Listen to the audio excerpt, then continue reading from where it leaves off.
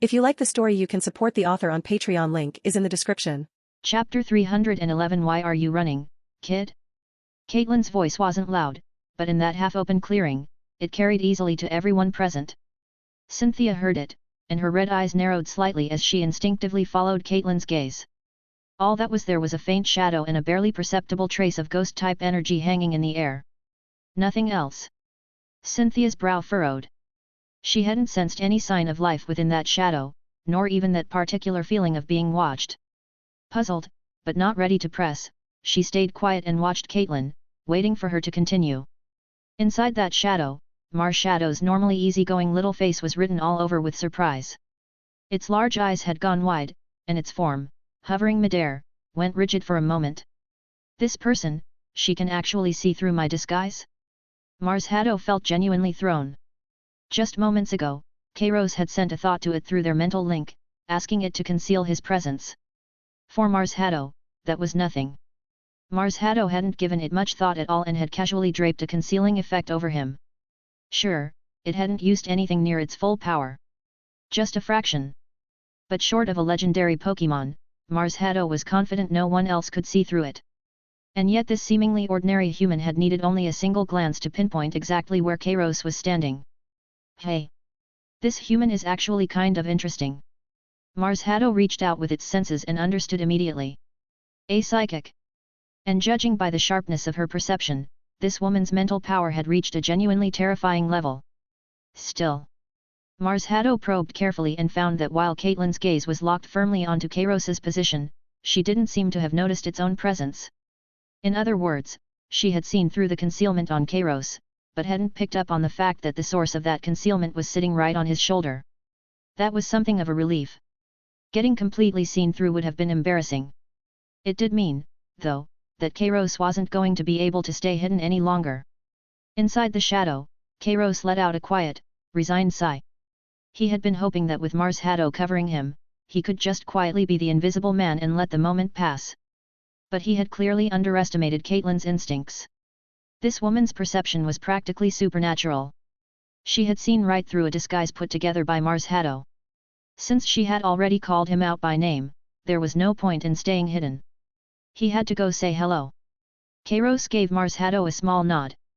A moment later, the hazy, ethereal shadow wrapped around him pulled back like a receding tide. His figure was revealed, completely and without reservation, to everyone present. Caitlin watched him appear, and the corners of her mouth curved upward, taking on an expression that said I knew it. Her pink eyes swept over him from head to toe. Then she turned toward Will beside her, raised an eyebrow, and asked with a note of genuine curiosity. Who is this? Will was a little thrown himself. He had clearly watched Kairos standing right there, seen the young man vanish, and now Caitlin had pulled him back out again. He knew perfectly well that the kind of concealment that had slipped past even his own senses was absolutely Marshado's doing. What he couldn't quite figure out was why Marshado had hidden Kairos in the first place. And what surprised him even more was that Caitlin had seen through a disguise of that caliber. That was a legendary Pokémon's work. But since Kairos had already shown himself, Will couldn't very well pretend not to know him. He had been about to make a proper introduction. That much was only right. Kairos had done more than anyone to resolve this ghost world crisis. Without the game he'd provided, the whole thing would likely have spiraled into complete chaos by now. Someone who had done that much deserved to be introduced with some real respect. This person is. Will had only gotten halfway through when he caught Kairos shooting him a look. Subtle. Meant only for him. Will was experienced enough to read a room.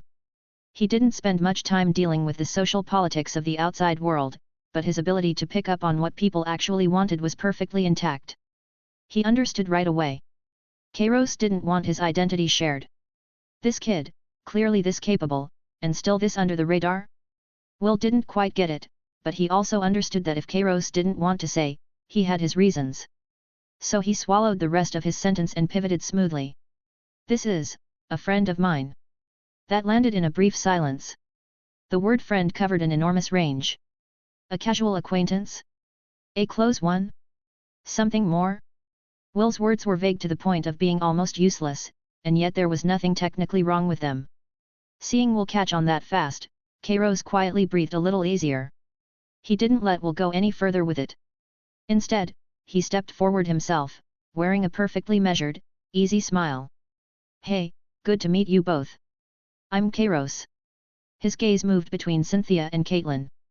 I've heard a lot about you. Didn't expect to actually run into two legends at the same time. Must be my lucky day. Cynthia looked at this young man who had appeared out of nowhere, a flicker of surprise moving through her eyes. She could tell Kairos wasn't putting up any kind of front or deliberately hiding anything. If anything, he carried himself with a straightforward openness. And going by his tone, he wasn't making small talk. He genuinely didn't seem particularly affected by either of their reputations. That level of ease, it was as though he simply wasn't all that impressed by who they were. Caitlin, unlike Cynthia, wasn't much for pleasantries. She kept her eyes on Kairos, her gaze carrying a probing quality. How did you do that, just now? That concealment? She asked the question that was at the front of her mind. She was certain that what had happened wasn't something any ordinary Pokémon technique could produce. That kind of effect, capable of deceiving the senses and even blocking out psychic detection, had been as though he had simply ceased to exist entirely. Against this, Kairos had his answer ready to go. He couldn't reveal Marshadow's existence. That much was obvious. So he gave his wrist a quick flick and the Pokeball in his hand snapped open, a flash of red light cutting through the air. A purple figure materialized in front of everyone. His Gengar. Though this time, Gengar wasn't its usual cheerful, grinning self. Its aura was pulled in tight, and it floated quietly behind Kairos with an unusually serious expression. Kairos reached out and gave Gengar a light pat on the head, gesturing toward it. It was him. He has a particular talent for that kind of thing. Cynthia shifted her gaze to the Gengar. Caitlin's eyes narrowed slightly, her formidable psychic power sweeping outward to cover it in an instant. Cynthia felt a flicker of surprise first. This Gengar was sitting at early champion tier strength? And judging by how settled that aura felt, it seemed like it had only recently hit that level. But the Kairos standing in front of her couldn't have been older than his mid-20s. And he already had a Pokémon this strong? When she herself had been his age, hadn't she still been hovering somewhere around the Elite Four threshold? No wonder he was at Will's side and could be called Will's friend. Cynthia's read on Kairos went up several notches all at once. Young, capable, and not easily rattled. This was genuinely someone worth keeping an eye on. Caitlin had also sensed Gengar's aura and was equally surprised.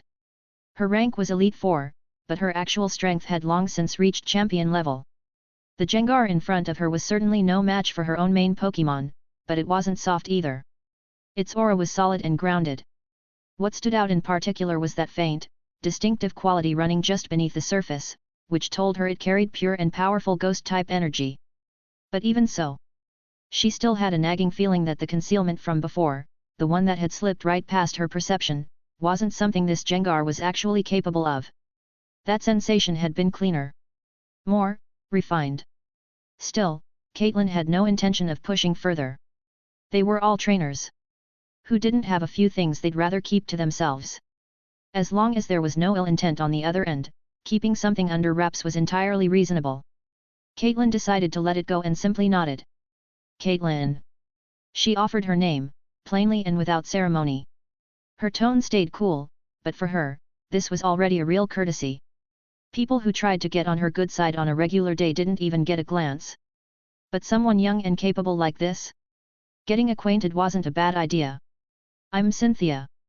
Really nice to meet you. Cynthia smiled warmly. At your age, with a Pokémon that strong, somehow I've never heard of you before. There was quiet admiration in her voice. Even so, I have a feeling I'll be seeing your name on the Kanto Elite Four rankings before long. Would you like me to put in a word? Behind those calm eyes, her mind was actually moving quickly. No matter how she looked at it, this person didn't seem like any ordinary friend of Will's. By any logic, someone this young and this strong should have been well known by now. Whether through tournaments or just general activity in the field, word would have gotten out. And yet, factoring in the complete absence of any news about him from the outside world. Cynthia paused. A thought rose to the surface. Could this be Will's secret kid? Will came across as serious enough, but back in his younger days, who really knew? The kid was strong, steady, and Will was clearly going out of his way to shield his identity. The more she turned it over, the more it seemed to fit. Kairos had absolutely no idea her imagination had already gone that far.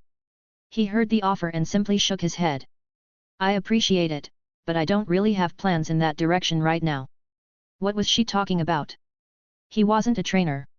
He made games for a living. Anyway, did you two come to the ghost world because of the game? He redirected the conversation smoothly.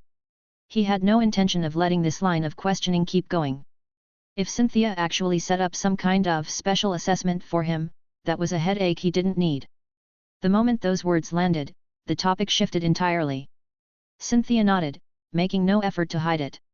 That's right. Caitlin said nothing, but her quiet agreement was plain on her face. Kairos continued. Honestly, same here. I heard this round's rewards are a step up from the last one, so I figured I'd come see what I could get out of it. He paused. On that note, I'm going to go knock out some quests. It was really good meeting you both. I'll leave you and Will to catch up. And with that, Kairos turned and walked away. Mars Haddo, still concealed nearby, watched with something close to disbelief. What is this guy's deal? What did he mean, he was going to go do quests? Wasn't this game something he himself had made? The quests in it were designed by him. What exactly did he have to go and do? This person really knew how to sell a line. Still, Mars Haddo said nothing. Its form flickered, and it slipped quietly after Kairos. Will watched Kairos's retreating figure and slowly pieced together what had just happened. This Kairos, honestly didn't seem all that interested in getting to know Cynthia and Caitlin any better. He had made up an excuse and walked off. The champion of Sinnoh and a member of the Elite Four. And this guy had exchanged a few words and just left. Not that there was anything wrong with it. Someone like him, if not for the ghost world situation, probably wouldn't have gone out of his way to get to know Will either. Not every person was someone you were looking to get close to. With that thought settled, Will turned to the two women in front of him with a smile. Since you've come for the game, I'll say thank you on behalf of the ghost world. You've both genuinely done us a favor. I've been playing for a while, so if anything's unclear, feel free to ask. Cynthia gave a nod. Thank you. Though the game's onboarding is already pretty thorough. She had taken a quick look at it just now, and the guidance was considerably more detailed than anything in the Ruby and Emerald games or the Rescue Team titles. Even someone completely new to it could probably figure things out without any help. She wondered if it had something to do with how closely it mirrored the real world. Will caught that as well. Fair point. The quest system tells players exactly where to go the moment they take on a task. I suppose you don't really need me walking you through anything. In that case, I'll go work on some quests myself. Will didn't linger. His form shifted and he dropped into the shadow beneath his feet, vanishing without a trace. Cynthia glanced up at the quest board in front of her. Ready to head out. But Caitlin didn't move right away. She was looking in the direction Kairos had gone, a strange expression on her face. A thoughtful light flickered behind her eyes. Hey, Cynthia. Didn't something feel a little off about that guy just now? Cynthia stopped and looked back at her. He did seem a bit odd, though. Chapter 312 The Faith Harvest begins a perfect fit. She had a certain intuition, a vague feeling that something about Kairos was different, though she couldn't quite put her finger on what it was. The feeling was too hazy to pin down. Caitlin, on the other hand, was far less ambiguous about it. She raised a finger and began ticking off points one by one, as if running through a checklist. First, he's clearly very young, yet he has a champion-tier Pokémon. And there's absolutely no word of him anywhere. That doesn't add up. By any normal logic, a talent like that would already be under the league's wing. How could there be zero information about him? Cynthia nodded. That part was genuinely strange. Second, the method he used to evade us just now had nothing to do with that Jengar of his. Caitlin said this with certainty. That Jengar is strong, no question, but not strong enough for that. A disguise capable of completely blocking all perception is absolutely beyond what that Jengar could pull off. Cynthia frowned slightly. She had sensed the same thing, though she hadn't been quite as sure of it as Caitlin was. Third. Caitlin paused, and when she continued, her tone carried a trace of amusement. His name is Kairos. And the person who made those games goes by Wind, doesn't he? Cynthia blinked. Was she suggesting he was the one behind the games? The moment the thought surfaced, Cynthia was startled by it. If this Kairos really was that mysterious wind, it would explain why he could appear in the ghost world, why Will had been so respectful toward him, and why he had those strange hidden abilities. But Cynthia gave a slight shake of her head and dismissed the idea. It was too unlikely. The games that Wind had created demonstrated a grasp of the world's underlying rules and a command of Pokémon ecology so complete, so precise, it was almost godlike. If Kairos was Wind, how could his strength be limited to the beginning stages of champion rank? Someone capable of making games at that level, merely a champion? A being like that, their power should already be beyond anything ordinary logic could account for. Not someone who still needed to show up in person to run missions. Caitlin pursed her lips, clearly sensing that her own theory didn't quite hold together. Fair point. When you look at it that way, the more likely explanation is still that he's the Ghost World Master's illegitimate son, and Will taught him whatever hidden techniques he has. That actually makes sense. Besides, there was something about the way Kairos carried himself that genuinely resembled Will. Come on, let's go do our mission. With her curiosity spent, Caitlin turned and headed deeper into the ghost world. Cynthia nodded and followed. But before she left, she glanced back one more time in the direction Kairos had gone. That odd feeling still wouldn't leave her. She kept thinking she had missed something. Still, if the person in question didn't want to say anything, it wasn't her place to push. In this world, everyone was entitled to their secrets. Let it go. Cynthia smiled softly, turned her gaze forward, and kept walking. By that point, Kairos had long since disappeared without a trace. He had sprinted the entire way with Mars Haddo, and only once he was certain Cynthia and Caitlin had no hope of catching up did he finally slow down. Kairos let out a long breath and wiped at the non-existent cold sweat on his forehead. Was all that really necessary? Mars Haddo drifted in the air beside him, looking at him with undisguised contempt. They were just two women. Did you really have to run faster than a Buniri? Kairos rolled his eyes. You don't get it. Those two. I'd rather not deal with them right now. Mars Haddo made a dismissive sound and clearly found this logic unconvincing. But it didn't push the point. After all, it was just here to do a job. As long as Kairos could get his hands on the faith energy, nothing else was its concern. And Kairos didn't linger where he was for long. He turned to look at Mars Haddo floating beside him, his voice calm and even as he spoke. I need to head back out and take care of the faith energy situation. If everything goes according to plan, Ho-Oh should be able to receive faith energy before the day is out. The moment those words landed, Mars Haddo's small face twisted into an expression of pure disbelief, and it shook its head back and forth like a rattle drum. It hovered in the air with its arms crossed, staring at Kairos with barely concealed skepticism. Was this guy joking? Mars Haddo turned the thought over in its mind. It seemed like Kairos genuinely underestimated just how difficult obtaining faith energy actually was. But whatever. At least he had the intention and was willing to try. That alone was more than most could say. If he actually pulled it off, all the better. And if he couldn't, the two of them would just have to think of something else afterward. There was no desperate rush. With that settled in its mind, Mars Haddo said nothing more, simply shrugged to signal that Kairos was free to do as he pleased. Seeing that, Kairos didn't bother explaining himself further. He knew what Mars Haddo was thinking. But he felt confident about what he was about to do. After all, what else in this world could stir up a person's emotions quite like a game? With a brief farewell to Mars Haddo, Kairos moved and stepped out of the ghost world. Back in Saffron City, guided by memory, he quickly found the internet cafe he had visited before. He rented a private room with practiced ease, pushed the door open, and locked it behind him. The room was dim, lit only by the faint glow of the computer screen, but that was exactly the atmosphere Kairos needed. He settled into the slightly worn gaming chair, drew a slow breath, and let the restlessness in his mind settle. He rested his hands on the keyboard but didn't start typing right away. Instead, he closed his eyes and began organizing his thoughts. According to what Mars Haddo had told him, people needed to feel a powerful emotional response toward Ho-Oh in order for it to receive faith energy. That emotion could be awe, gratitude, or reverence. Ever since meeting Mars Haddo, Kairos had been turning over the same question: how could he weave Ho-Oh seamlessly into the game and guide players into developing that kind of deep, intense feeling toward this legendary Pokémon without them even realizing it was happening? Now, after all this time thinking it through, a rough plan had begun to take shape. The logic of making players feel reverence and gratitude toward Ho-Oh was actually quite simple. All it took was having Ho-Oh appear in the game and lend a hand at the exact moment when the player felt most helpless and most desperate. That was it. When was a person most likely to feel an overwhelming sense of gratitude toward someone who helped them? When they were on the verge of total failure.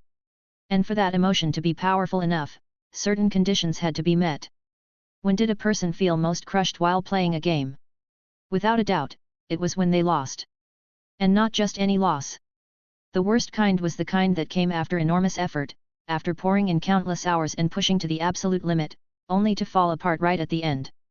That combination of defeat and helplessness hit the hardest. If at precisely that moment, a beam of golden light descended from above and pulled the player back from the edge, and the sheer contrast of falling from hell to heaven in an instant would leave a mark on them that no amount of time could erase. The feeling toward whoever saved them would be nothing short of profound. Kairos's fingers tapped lightly against the desk, his gaze distant and focused. In his first 2 games, Ultimate Emerald and Dark Phantom, players experienced emotional lows too, mostly from losing battles. But clearly, those weren't the right venues for Ho-Oh to step in. That would be wrong in every way, and deeply strange. Ho-Oh suddenly showing up when a player was about to lose a battle and intervening on their behalf, or even obliterating the opponent's Pokémon outright. There was no logic to that. Ultimate Emerald and Dark Phantom were games built around competitive battles. If a legendary Pokémon could just wander in and interfere with a fight on a whim, the entire balance of the game would collapse. If he were the player, he wouldn't feel moved. He'd feel confused, maybe even insulted, like the developer was messing with him. With that reasoning, both Dark Phantom and Ultimate Emerald were crossed off the list. That left only one game. The one he had released earlier, Rescue Team of Time. That game was built around story and exploration. Its heart was the bond between companions and the spirit of reaching out to help others. And as it happened, there was a moment in Rescue Team of Time that was genuinely well suited for exactly this kind of Ho-Oh intervention. Kairos's eyes snapped open, a sharp glint flashing through them. Right. There actually was a perfect spot. That particular section had been designed from the start to push players into a state of intense pressure and despair. If Ho-Oh's appearance were placed right there, it would feel less like an addition and more like it had been made for exactly that purpose. With his mind made up, Kairos didn't hesitate any longer. His hands flew across the keyboard. Lines of code streamed down the screen in a rushing torrent as he worked with sharp, focused intensity. It was just one story sequence being added, but to make that single moment truly land with impact, every detail had to be right, the lighting, the sound design, even the posture and movement of Ho-Oh as it appeared. All of it had to be perfect. This was about whether Ho-Oh would get to eat. There was no room for cutting corners. 2 hours later. Inside a top 3 streaming room on the Seduc Live platform, the moment Yancey's sweet voice came through, the viewer count spiked instantly. A flood of comments poured in like a wave, covering the screen entirely. Yancey looks so cute today as always. Are we playing Rescue Team again? Cheers to Yancey's face. Streamer, have you tried Emerald yet? It's been blowing up lately. Don't bother asking. Yancey is completely devoted to Rescue Team now. She won't even glance at the other 2 games. Haha, true. She's literally the #1 ranked player on the Rescue Team leaderboard. Exactly. The top spots on the other 2 games' leaderboards are held by Elite 4 members and champions. So by that logic, Yancey is basically a champion too. Basically a champion. Go off, streamer. Faced with the stream of jokes and compliments in the comments, Yancey didn't respond the way she usually would. She simply pressed her lips together, eyes fixed on the screen, and quietly clicked the Rescue Team icon to launch the game. Over the past few days, she had genuinely been absorbed in Rescue Team to the point of losing track of meals and sleep. But the progress she had made in that time was remarkable. Not only had Squirtle finally evolved into Wartortle after fulfilling the right conditions, but her Rescue Team rank had climbed all the way to Gold, and every member of her squad was now at level 40. She had also cleared several high-difficulty dungeon stages from the early game, and every time she did, the rush of satisfaction was overwhelming. Looking back, she really had been through a lot in the game lately. Whether it was the excitement of Squirtle's evolution, the heart-pounding tension of those grueling dungeon runs, or the new characters that had been added to Rescue Team, all of it had left a lasting impression on her.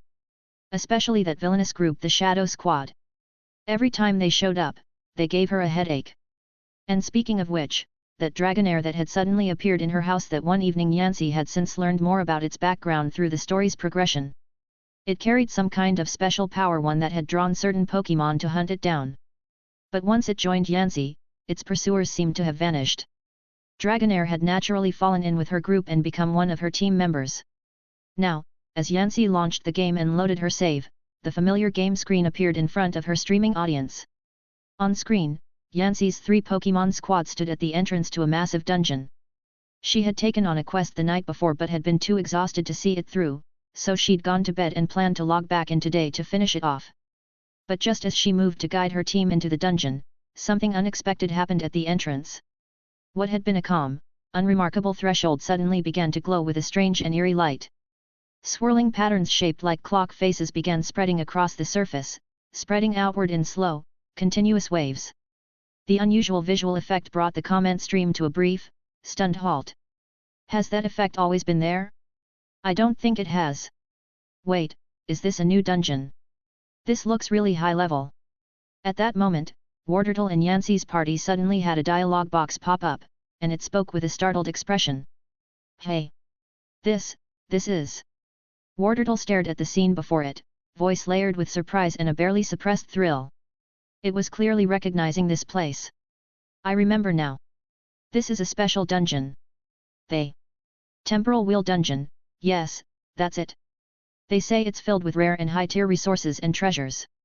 It's the kind of special dungeon that countless rescue teams dream of stumbling across. It's completely unlike any ordinary dungeon. After everything it had been through alongside Yancy, Wartortle had matured quite a bit. It no longer tripped over its words the way it used to, and there was a steadier, more grounded quality to it now. But in this moment, a little of the excitement got the better of it, and the words came out slightly jumbled. That endearing, earnest quality was still very much there. Inside there must be a lot of good things.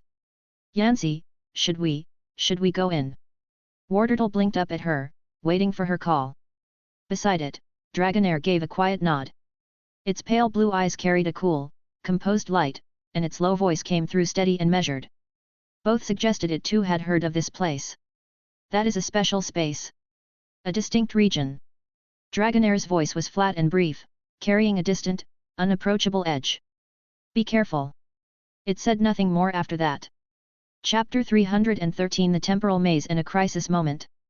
Ever since it had woken up, Squirtle had always been like this. No matter who it was talking to, it never said much, always wearing that cool, aloof expression. Back then, Yancy had spent a long time coaxing and pleading just to get a few scraps of information about its past, which was more effort than squeezing toothpaste from an empty tube. Still, even if it was a Pokémon of few words, its strength was undeniable, so Yancy had no room to complain. Now, hearing what Squirtle had said, Yancy hesitated for just a moment. She glanced at the quest log. The task only asked her to collect a certain type of stone, so there was no real urgency. Since she had stumbled upon this legendary special maze, she absolutely could not pass it up. Yancy nodded without a second thought. High-grade items and treasure? Of course she was going in. What had happened with Squirtle earlier had already proven one thing: in this game, Pokémon needed specific attribute resources and items in order to evolve. She had been wondering for a while why her Larvesta, already past level 40, had shown no signs of evolution whatsoever. Now that she thought about it, it was probably a lack of resources. After all, both Dragonair and Squirtle had battle power that far exceeded her own Larvestas, and the two of them had been carrying the team through dungeon after dungeon. Meanwhile, her Larvesta, for reasons she still could not figure out, had laughably low stats and pitifully weak moves. It was practically dead weight, hiding at the back every single fight. The thought left Yancy feeling a little down. By any reasonable standard, a bug-type Pokémon should have been able to evolve quite early on. So why was this particular Larvesta so completely different? Its level was already this high, and yet there was not a single sign of evolution anywhere. She could only hope that this exploration would turn up some fire-type resources. Maybe then her Larvesta could finally evolve. If it did not evolve soon, she was going to have a hard time holding her head up as the team leader. Yancy took a deep breath, steadied herself, and guided her party toward the entrance of the temporal maze, which shimmered with a mysterious light. As she moved Larvesta forward and took that first careful step inside, the world in front of her changed in an instant. The solid ground beneath them seemed to dissolve into soft clouds, and the surroundings began to warp and twist violently. When the view came back into focus, both Yancy and everyone watching the stream were left staring in stunned silence. The space around them was vast beyond measure. Enormous gears turned slowly in midair, each one as large as a small mountain, interlocking with one another and producing a deep, rhythmic rumble. The walls were not ordinary stone, instead, they were threaded with flowing light that rippled like the sand inside an hourglass, flickering on and off as though countless eyes were watching every intruder who dared to enter. The air was thick with an ancient, oppressive stillness. The chat exploded. Holy crap, these effects are absolutely insane. The lighting alone beats most movies. Feeling kind of dizzy. This maze looks seriously dangerous. The flood of comments made clear that everyone had been caught off guard by the sudden visual spectacle. Yancy took a slow breath and forced herself to stay calm. Her palm was already damp around the mouse. An opening this suffocating could only mean the enemies inside were not going to be easy. Sure enough, barely a few steps in, several dark shapes burst out from the mist ahead. They were wild Pokémon, but something about them was deeply wrong. Their levels were as high as 40, well above what the dungeon would normally have, and their forms were distorted, as if something had been eating away at them. Their features were completely unreadable. The battle began without warning. Yancy could not afford to be careless. She threw herself into the controls immediately. Squirtle, step back and use Hydro Pump for ranged pressure. Dragonair, use Dragon Pulse to control the field. Her fingers flew across the keyboard, and the battle on screen surged into chaos. Squirtle had already evolved, but even so, the level gap made things genuinely difficult. The jet of water it launched slammed into the enemies and dealt damage, but there were no instant knockouts the way there usually were. Dragonair's Dragon Pulse was powerful and covered a wide area, but precisely because of that, it burned through PP fast. The whole fight was brutally hard. Yancy had to track every Pokémon's position at all times, dodge attacks that hit type weaknesses, and carefully budget how many times each move could still be used. After several grueling minutes of back and forth, the last of the distorted Pokémon finally collapsed and dissolved into white light. The battle was over. Yancy let out a long breath as she looked at the health bars and PP counts in the status window, each dramatically lower than before. Finally over. Those things were so strange. They did not behave like Pokémon at all.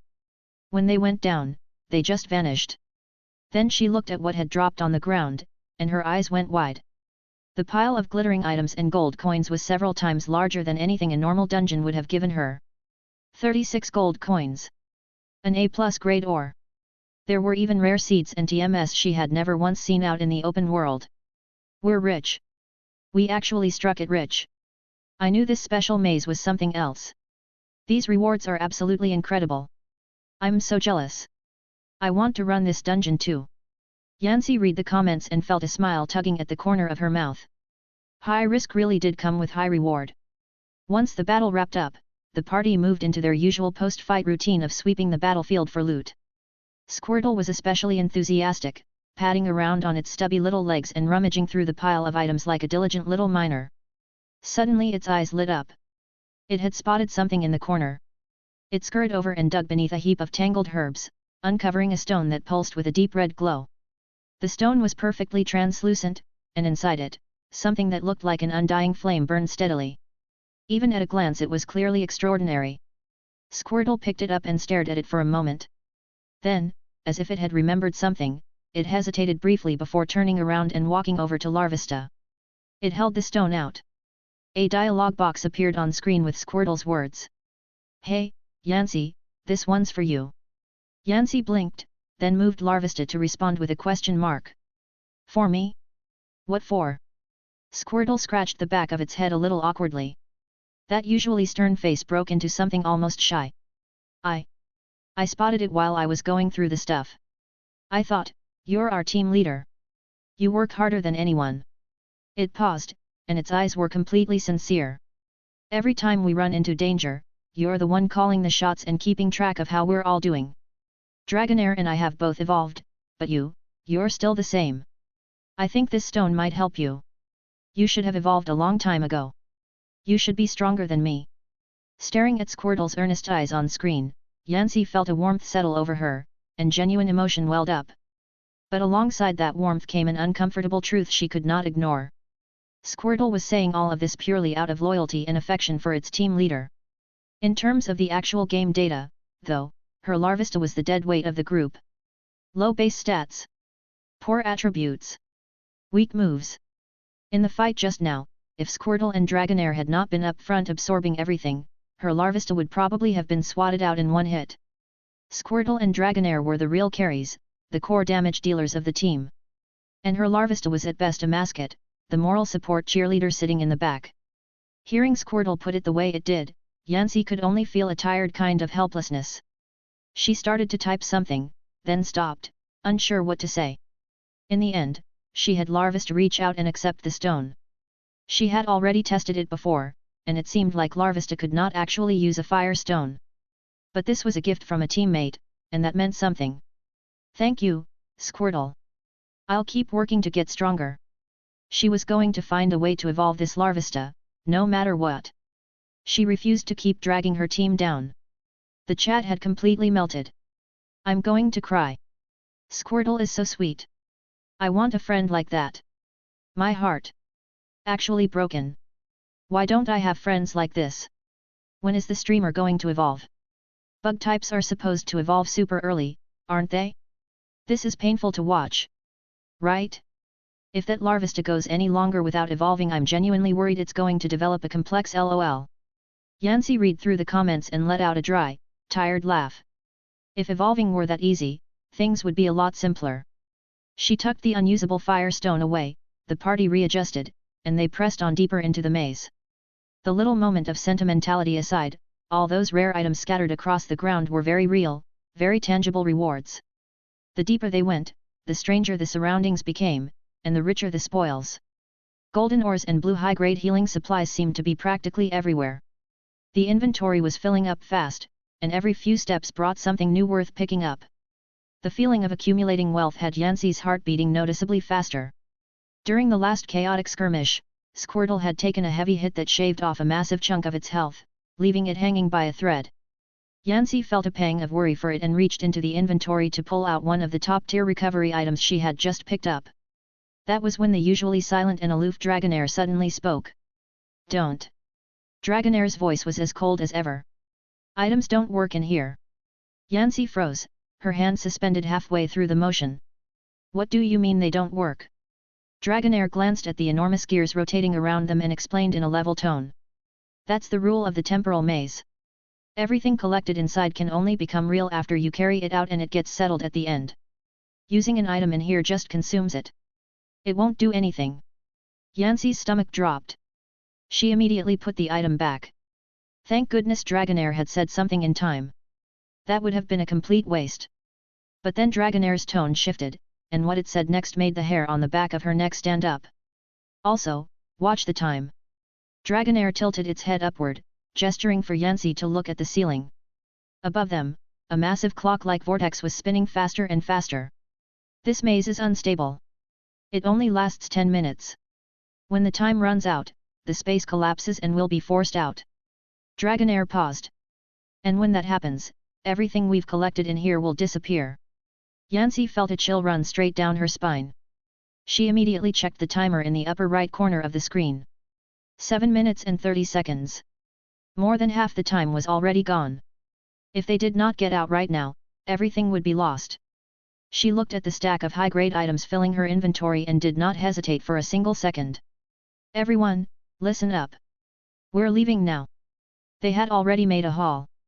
There was no point in pushing their luck. Getting out safely was what mattered. She took control and turned the party around, sending them sprinting for the exit. But the moment they turned and made for the faint glowing doorway ahead, everything went wrong. The shadows deep in the maze began to writhe and contort violently, as though something terrible was waking up. A suffocating pressure closed in from every direction, and then a group of Pokémon radiating black aura materialized out of thin air, cutting off Yancy's path. These were not wild Pokémon. These were members of Shadow Squad. They all wore the distinctive red and black garments that marked the organization. At the front was a Houndoom at level 60, its eyes blazing with cruel red light, flanked by a pack of equally menacing Crobat and Ariados behind it. Well, kid. Fancy running into you again. Looks like you've been picking up quite a haul. Hand it all over. A forced encounter had triggered. Yanxi's face went pale. There was no way they could win this. The level gap was enormous, and the enemy outnumbered them 3-1. But there was no backing out now.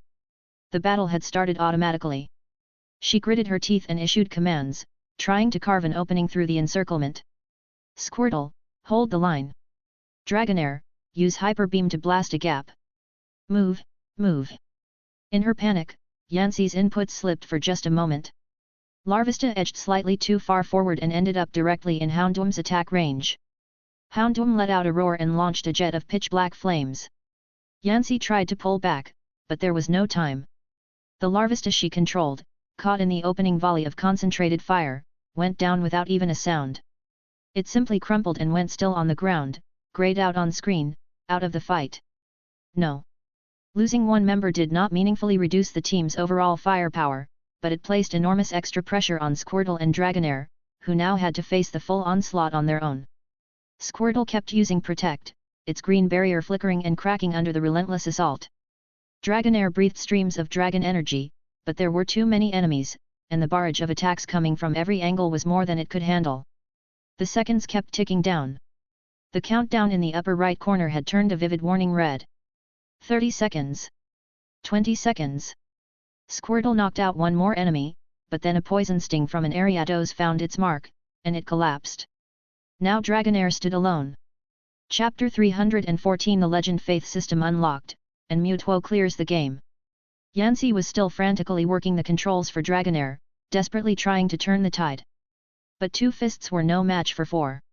With a tremendous explosion, Dragonair was left battered and teetering, clearly on the verge of collapse. Yanxi stared at the backpack full of top-tier items that were about to disappear, then at her fallen partners, and nearly fainted on the spot from sheer panic. So many precious things. All of it was about to be gone. Then, in the very moment Dragonair was about to go down, time seemed to freeze. The roar of the dungeon fell away all at once, replaced by a silence as deep as death. A single feather, shimmering with rainbow light, drifted slowly down from above and came to rest at the center of the party. The gentle radiance it gave off instantly pushed back the surrounding darkness. Then, high above the dungeon, the enormous, sacred silhouette of a phoenix materialized, floating in the air. Its entire body blazed with golden fire, and its eyes shone like two small suns, radiating power and divinity. Yanxi stared at it, completely dumbstruck. Who was that? The figure let out a clear, piercing cry. The sound seemed to come from deep antiquity, carrying within it a force capable of purifying all things. A flood of golden radiance instantly washed over the entire screen, like a warm rain of sunlight. A miracle had happened. Within that radiance, white light rose from Larvesta and Squirtle where they lay on the ground, and their HP bars, empty just moments before, instantly refilled to maximum. More than that, every status condition was lifted, and even their depleted PP was fully restored. As for the ferocious enemies surrounding them, they seemed overwhelmed by Ho-Oh's divine presence, each one locking up where it stood, frozen in place and unable to move. Yanxi blinked once, swept a glance at the countdown timer in the upper right corner, and immediately understood what was happening. This was her chance. Her only chance. She shouted for everyone to run and charged for the exit, driving her fully restored party through the precious seconds the enemies were paralyzed. 10 meters. 5. 3. With 1 second left on the countdown, Larvesta's foot barely grazed the shimmering light of the teleport portal. The screen lurched and twisted, and the scene transformed in an instant. The party had made it out of the dungeon entrance and back to the safety of the outside world. Every item reward was secured, stuffing the backpack to capacity. Yanxi slumped back in her chair, breathing hard, her heart still hammering in her chest. The chat in her stream had completely exploded, scrolling so fast the messages were impossible to read. What the hell was that just now? That entrance was incredible. I literally got goosebumps. I don't think I've ever seen this one in any other game. Who cares who it is? It healed everyone and stunned the enemies. If I were the streamer I'd be bowing to it right now. Yanxi read the comments with a stunned, overwhelmed expression on her face. She steadied herself, and then, with trembling hands and a nudge from the chat, she opened her bag. In the most prominent spot, resting quietly, was a single feather radiating 7 colors of light. Item name, Rainbow feather. She tapped to view the details, and a line of golden text appeared. Legendary token, Ho-Oh's blessing. Each time you enter the temporal dungeon, you may use one divine revival, which fully restores the entire party's status and stuns all enemies for 5 seconds. Cooldown, 1 week in real time. Reading those words, Yancy felt a wave of dizziness wash over her. Ho-Oh? Was that the Pokémon she had just seen? Without that blessing, she would have been wiped out just now, and every single item would have been lost. She looked at the rare resources filling her bag, then looked at that gleaming, radiant feather, and thought back to that sacred golden light shining through her despair. The legendary Pokémon she had encountered in the game before were powerful and awe-inspiring, but compared to this one, this was the only one that deserved to be called a true god. A wave of genuine gratitude rose up inside her. She turned to her stream and announced that from that day forward, not a single bad word about Lord Ho-Oh would be permitted in her channel. Meanwhile, Kairos sat in a private room at an internet cafe in Saffron City. Kairos sat up straight, watching the stream of data flickering across the panel in front of him. A single line in green stood out with startling clarity. Intense emotional fluctuation detected, gratitude. Reverence. Awe. Faith energy successfully collected. Legendary unit Ho-Oh, faith energy points earned by you, 1. Kairos read the line, and the corner of his mouth curved slightly upward. He stretched, picked up his cola, and took a sip. Good. It worked.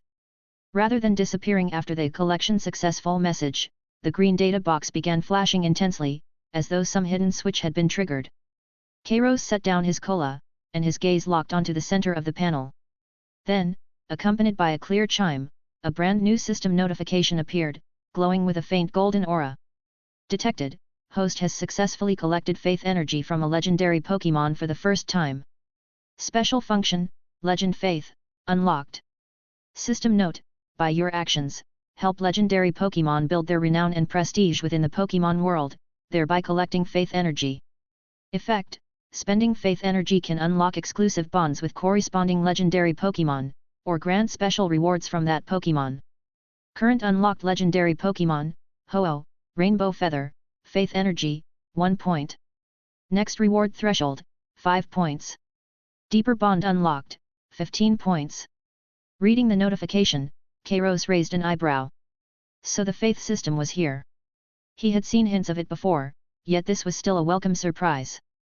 That said, while Ho-Oh's current faith total was a pitiful single point and seemed almost negligible, it was still a breakthrough from nothing. As long as the game kept running and the player base kept growing, more and more players like Yancy would be moved by Ho-Oh, and the rate at which faith energy accumulated would only accelerate. Kairos gave a small nod and closed the notification window. For now, the priority was to make a trip to the ghost world and check on Mars Haddo. Since Ho-Oh had now appeared in the game and successfully stirred genuine emotion in players, the real-world Mars Haddo should be able to sense something by now. 10 minutes later, he stepped through the portal, felt that familiar weightlessness wash over him, and arrived once again in the ghost world, with its twisting purple mist and warped, dislocated space. All around him it was quiet, broken only by the occasional distant crack of collapsing space. The moment Kairos steadied himself, a purple shape darted out of the mist like a ghost. It was Mars Haddo. Its large eyes held a trace of bewilderment as it looked at him, clearly wondering why he was back so soon. It asked him what had brought him back, its voice appearing directly in his mind, laced with confusion. It reminded him that restoring faith energy was not something that happened overnight. Kairos didn't bother with small talk. He simply gave the floating figure a calm look and told it to set the questions aside for now and try to sense Ho-Oh's presence. Mars Haddo froze. Then its expression turned even stranger. Wait a moment. Was he saying he had already restored some of Lord Ho-Oh's faith energy? How was that possible? He couldn't have been gone for even 2 hours. Mars Haddo had its doubts, but looking at Kairos's certainty, it decided to try. It closed its eyes. Its purple body hovered gently in place, and the turbulent spatial distortions around it began to calm with each breath it took. It pushed its psychic awareness outward as far as it could, reaching for something. 1 second. 2. 3. Just as it was beginning to think this attempt would fail like all the others, its body gave a sharp, sudden tremor. Mars Haddo's eyes snapped open. Those usually calm eyes were now white as plates, filled with pure disbelief. It couldn't believe it. It had actually sensed something.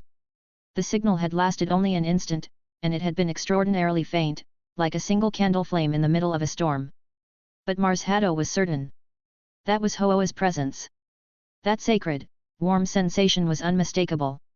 Visibly shaken, Mars Haddo looped through the air twice in rapid succession before hovering back in front of Kairos and pressing him eagerly for answers. What had he done? How had he managed it? Kairos shrugged.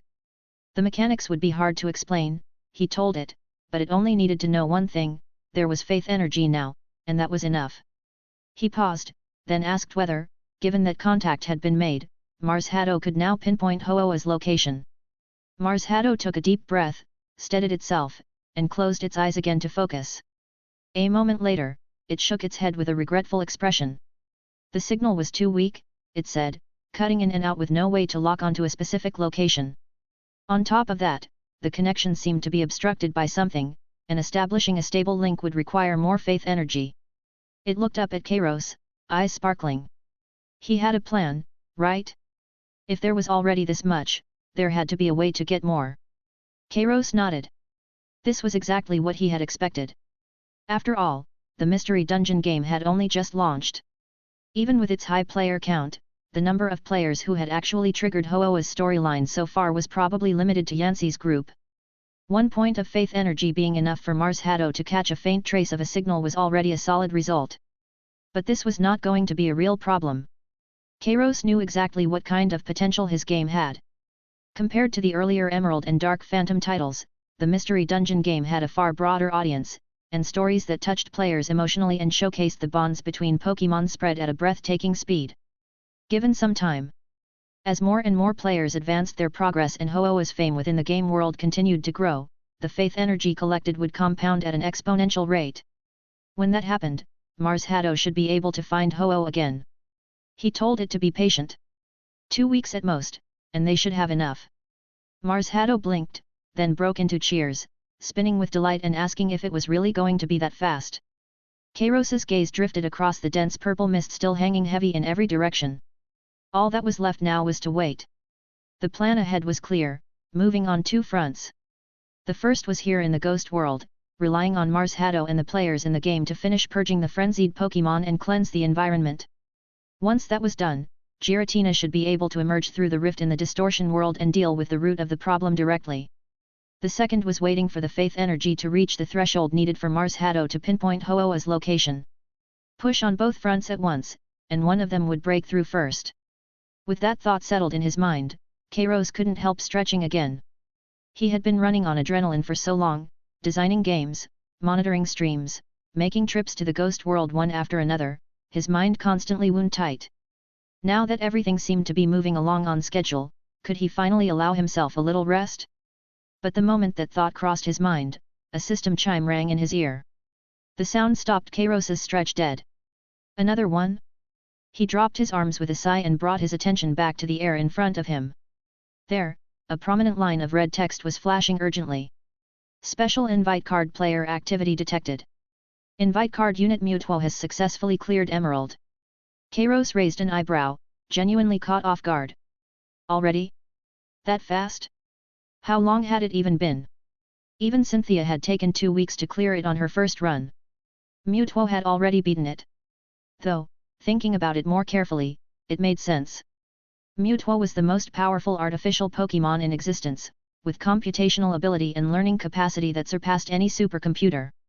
For a game like Emerald, it probably just needed to analyze the rule structure, adapt, and then steamroll its way through from start to finish. And it almost certainly didn't need sleep, so it had probably been playing in the Team Rocket base for most of this time. Mewtwo really was something else. Kairos shook his head, and before he could think it through any further, the system's follow-up notification appeared right behind the first.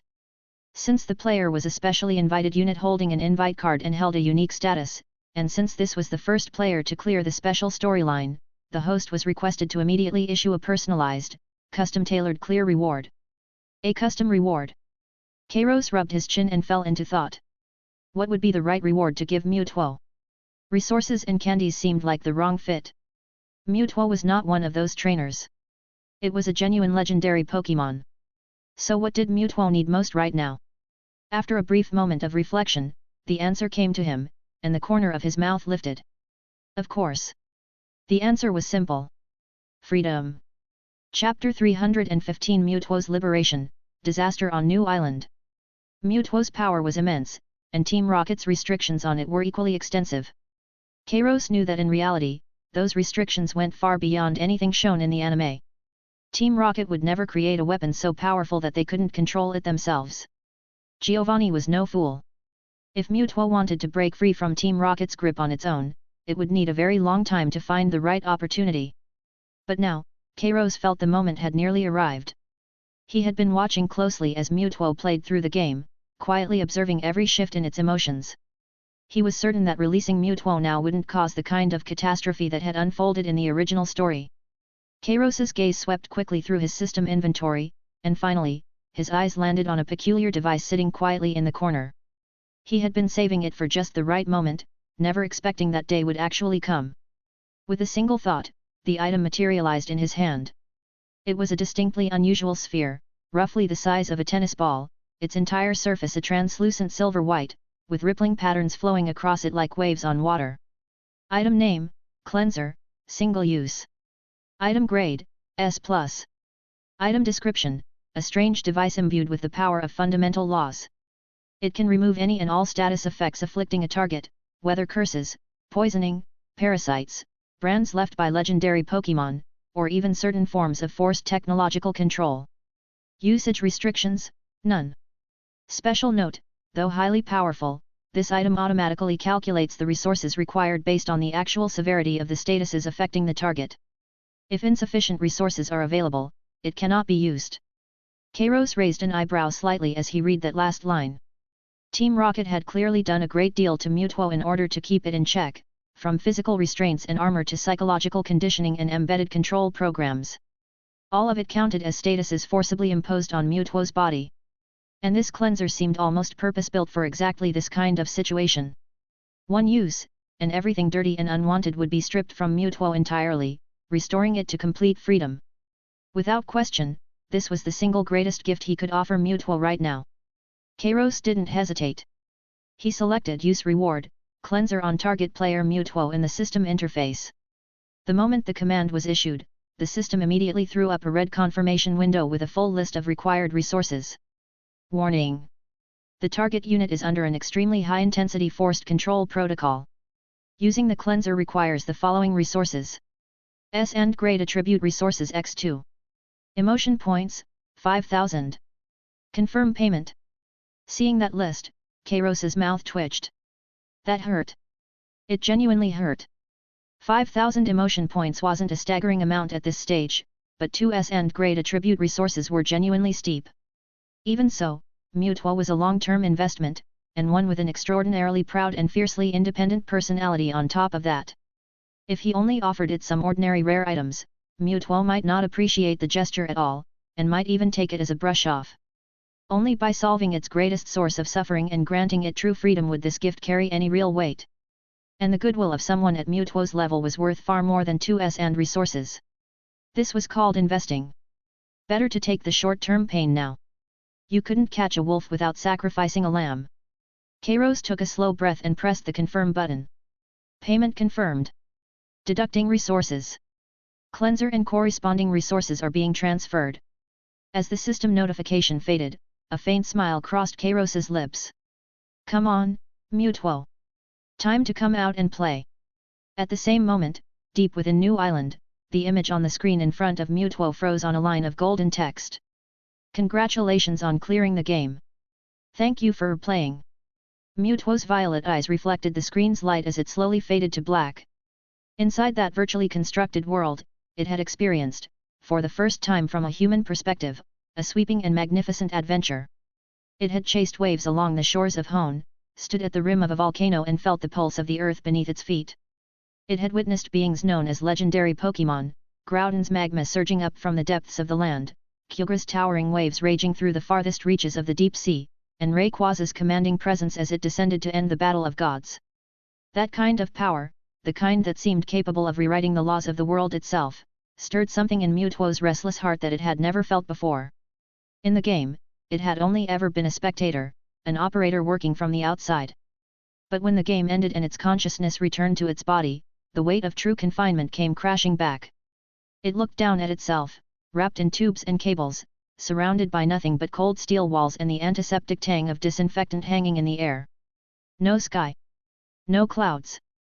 Those humans had told it that it was the ultimate weapon, engineered by humanity for the sake of war and power. But was this truly its fate?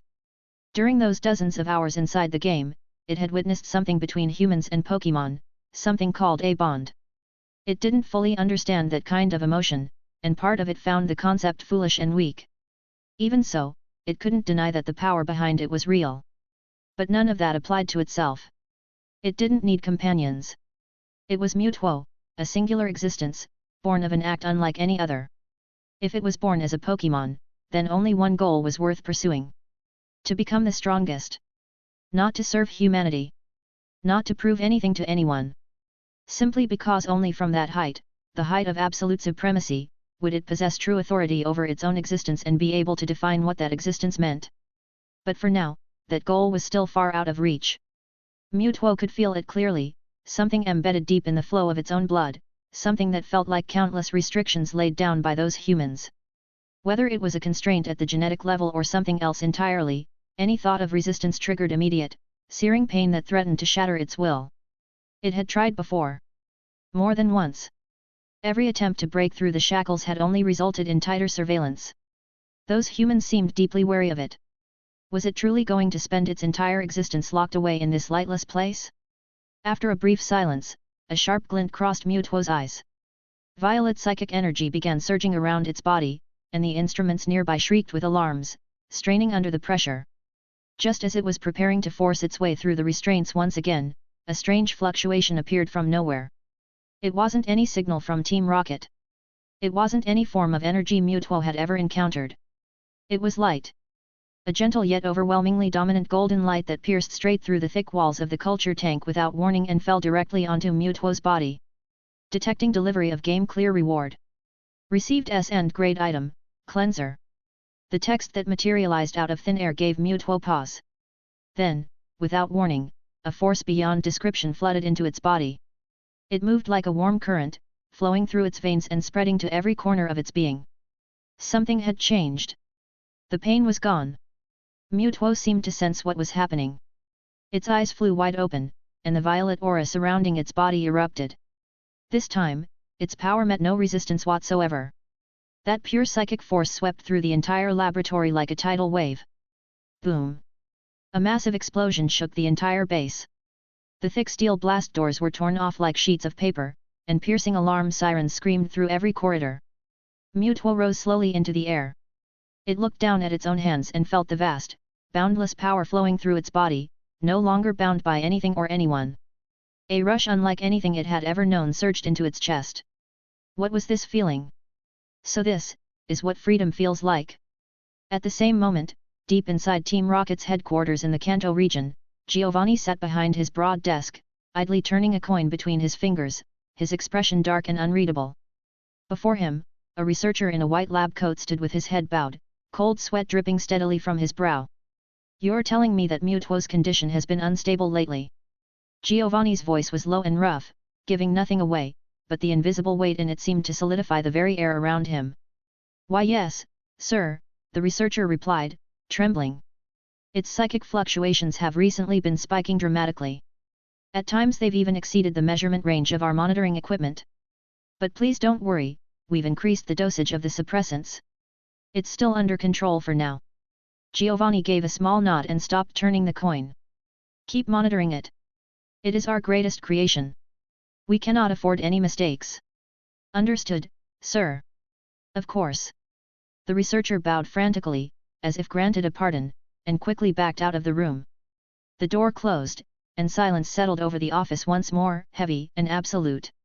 Giovanni leaned back in his chair, gaze drifting to his computer screen. The end of first playthrough screen for Emerald.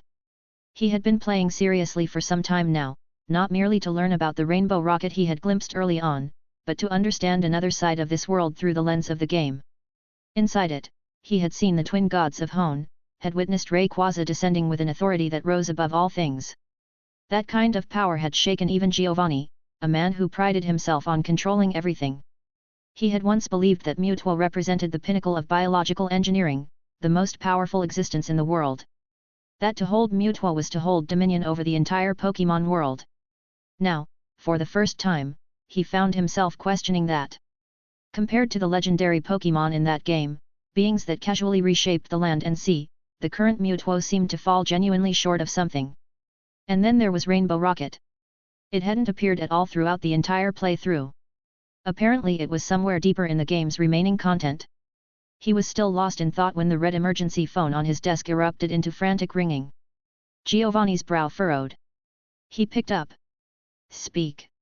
From the other end came the voice of a subordinate, clearly panicking, barely holding back tears. "Be boss. Something's happened." "Mewtwo, it. What about it?" Giovanni's voice dropped several degrees. "It broke containment. And it's destroyed the underground base beneath Lavender Town. Now it looks like it's heading toward New Island." "What?" Giovanni shot to his feet. The coin in his hand was crushed into a twisted shape. New Island. The very place where Mewtwo had been created. And the place where every piece of data from the Mewtwo creation experiment was stored. "Get the car ready. We leave for New Island immediately."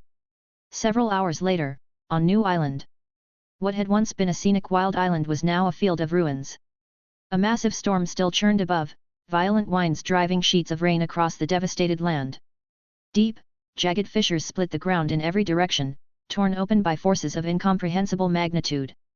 Giovanni stood at the edge of a shattered cliff, his black coat whipping in the gale. His face was as dark as a storm cloud, and the fury in his eyes as he surveyed the destruction looked ready to overflow. Behind him, several surviving researchers knelt on the ground, shaking, not one of them daring to raise their head. "This is what you called still under control." Giovanni's voice was quiet, but it cut through the roaring wind without effort. "What exactly happened? What became of the restraints? The control chips? Why didn't any of them activate?" An older researcher lifted his head with great effort, his face white as a sheet. We don't know, sir. Just a little while ago, a strange energy broke into the system and wiped out every single control program in one fell sweep. It was a technology we've never seen before. There was absolutely no way to defend against it." "No way to defend against it," Giovanni said with a cold laugh. "Then what exactly are you people good for?" At that moment, a figure in red stepped out from the shadows. It was Archer, one of Team Rocket's top executives. He bowed respectfully before Giovanni, then spoke in a low voice. "Sir, according to our tracking systems, Mewtwo has already left the area. It was moving extremely fast and has deliberately blocked our signals. Shall I dispatch an elite unit to pursue it?" Giovanni said nothing. He stared at the churning clouds in the distance, his expression shifting into something deeply complicated. "Pursue it? With what?" It was a creature a fully awakened beast, at that, and pushing it into a corner would only provoke it. A provoked Mewtwo could bring catastrophic destruction down on Team Rocket. More than that, Giovanni's mind kept returning to an image from the game, the silhouette of a great green dragon. Rayquaza. He had believed that Mewtwo was the greatest creation in existence, a weapon capable of standing against any legendary Pokémon. But now, looking at things honestly, the current Mewtwo still couldn't genuinely compete with the true legends of this world. It was powerful, yes, but not powerful enough for him to risk annihilating his own forces just to reclaim it. "No." Giovanni let out a single word, and his voice had, somehow, grown calm. "No pursuit." Archer froze for a moment, as if he couldn't trust his own ears. "But sir, that's Mewtwo we're talking about." "I said no." Giovanni turned away from the ruins, his gaze settling into something distant and unreadable. "It is no longer a piece on our board. What we have now is a wild horse that has slipped its reins. If it can't be ridden, leave it for the time being. We have far more important matters to attend to." Chapter 316 The Third World, a Special Mission. Everything that's happened has made one thing clear to me. We're still a very long way from creating anything that could genuinely be called a god. Rather than wasting our energy trying to recapture one unstable failure, we'd be better off doing something that actually matters. A fierce, hungry light flickered in Giovanni's eyes. "I can see a much bigger picture now. If Mewtwo can't reach that height, then we'll just build something stronger. He swept a cold glance over the researchers trembling beside him. Are the research backups still intact? Why yes. They are. One of the researchers answered with a frantic nod. Mutuo had destroyed the island, but the backups had already been uploaded to the network and were safe. Good. Giovanni gave a dismissive wave of his hand. Pack everything up and get out. What we create next will not be a weapon. It will be a true god. There can be no more mistakes. At that same moment, 10,000 meters above the earth, a streak of violet light was cutting through the cloud layers at tremendous speed. Mutuo paid no attention to the chaos it had left behind. All it wanted now was to fly higher, to fly farther. It broke through the clouds and came out above them. The air up here was thin and bitterly cold, yet the sunlight blazed down in full force, pouring over its body without anything to block it. That feeling. Mutuo slowed to a stop, hovering in midair. It closed its eyes and drew a long, deep breath. No glass walls. No sharp smell of chemicals. Just the sound of the wind, and the warmth of the sun on its skin. This was more real, and more beautiful, than any landscape it had ever seen inside the game. So this was what freedom felt like. Just then, a Pidgey wandered in by chance. The sight of this violet creature radiating a terrifying aura sent the Pidgey into a panic. It tried to wheel around and escape, but the overwhelming pressure pinned it in place. All it could do was cry out in fear. Mutuo opened its eyes and looked down at the small creature shaking in front of it. If this had been the moment of its birth, it would have simply attacked. But things were different now. It didn't strike. It just gave a gentle wave of its hand, and a soft, steady force cradled the Pidgey and sent it drifting away into the open air. Go on. A single thought passed directly into the Pidgey's mind. The Pidgey blinked, then, like something that had just been given a second chance at life, beat its wings as hard as it could and flew away. Mutuo watched it disappear into the distance, and its gaze hardened with fresh resolve. It had its freedom now, but this was only the beginning. It had decided it would become the strongest Pokémon in existence, and that meant it couldn't stop here. Unbidden, images from the game began to surface in its mind. A green dragon that ruled the skies. A colossal beast that summoned raging flames. A presence that commanded the oceans. Rayquaza. Groudon. Kyogre.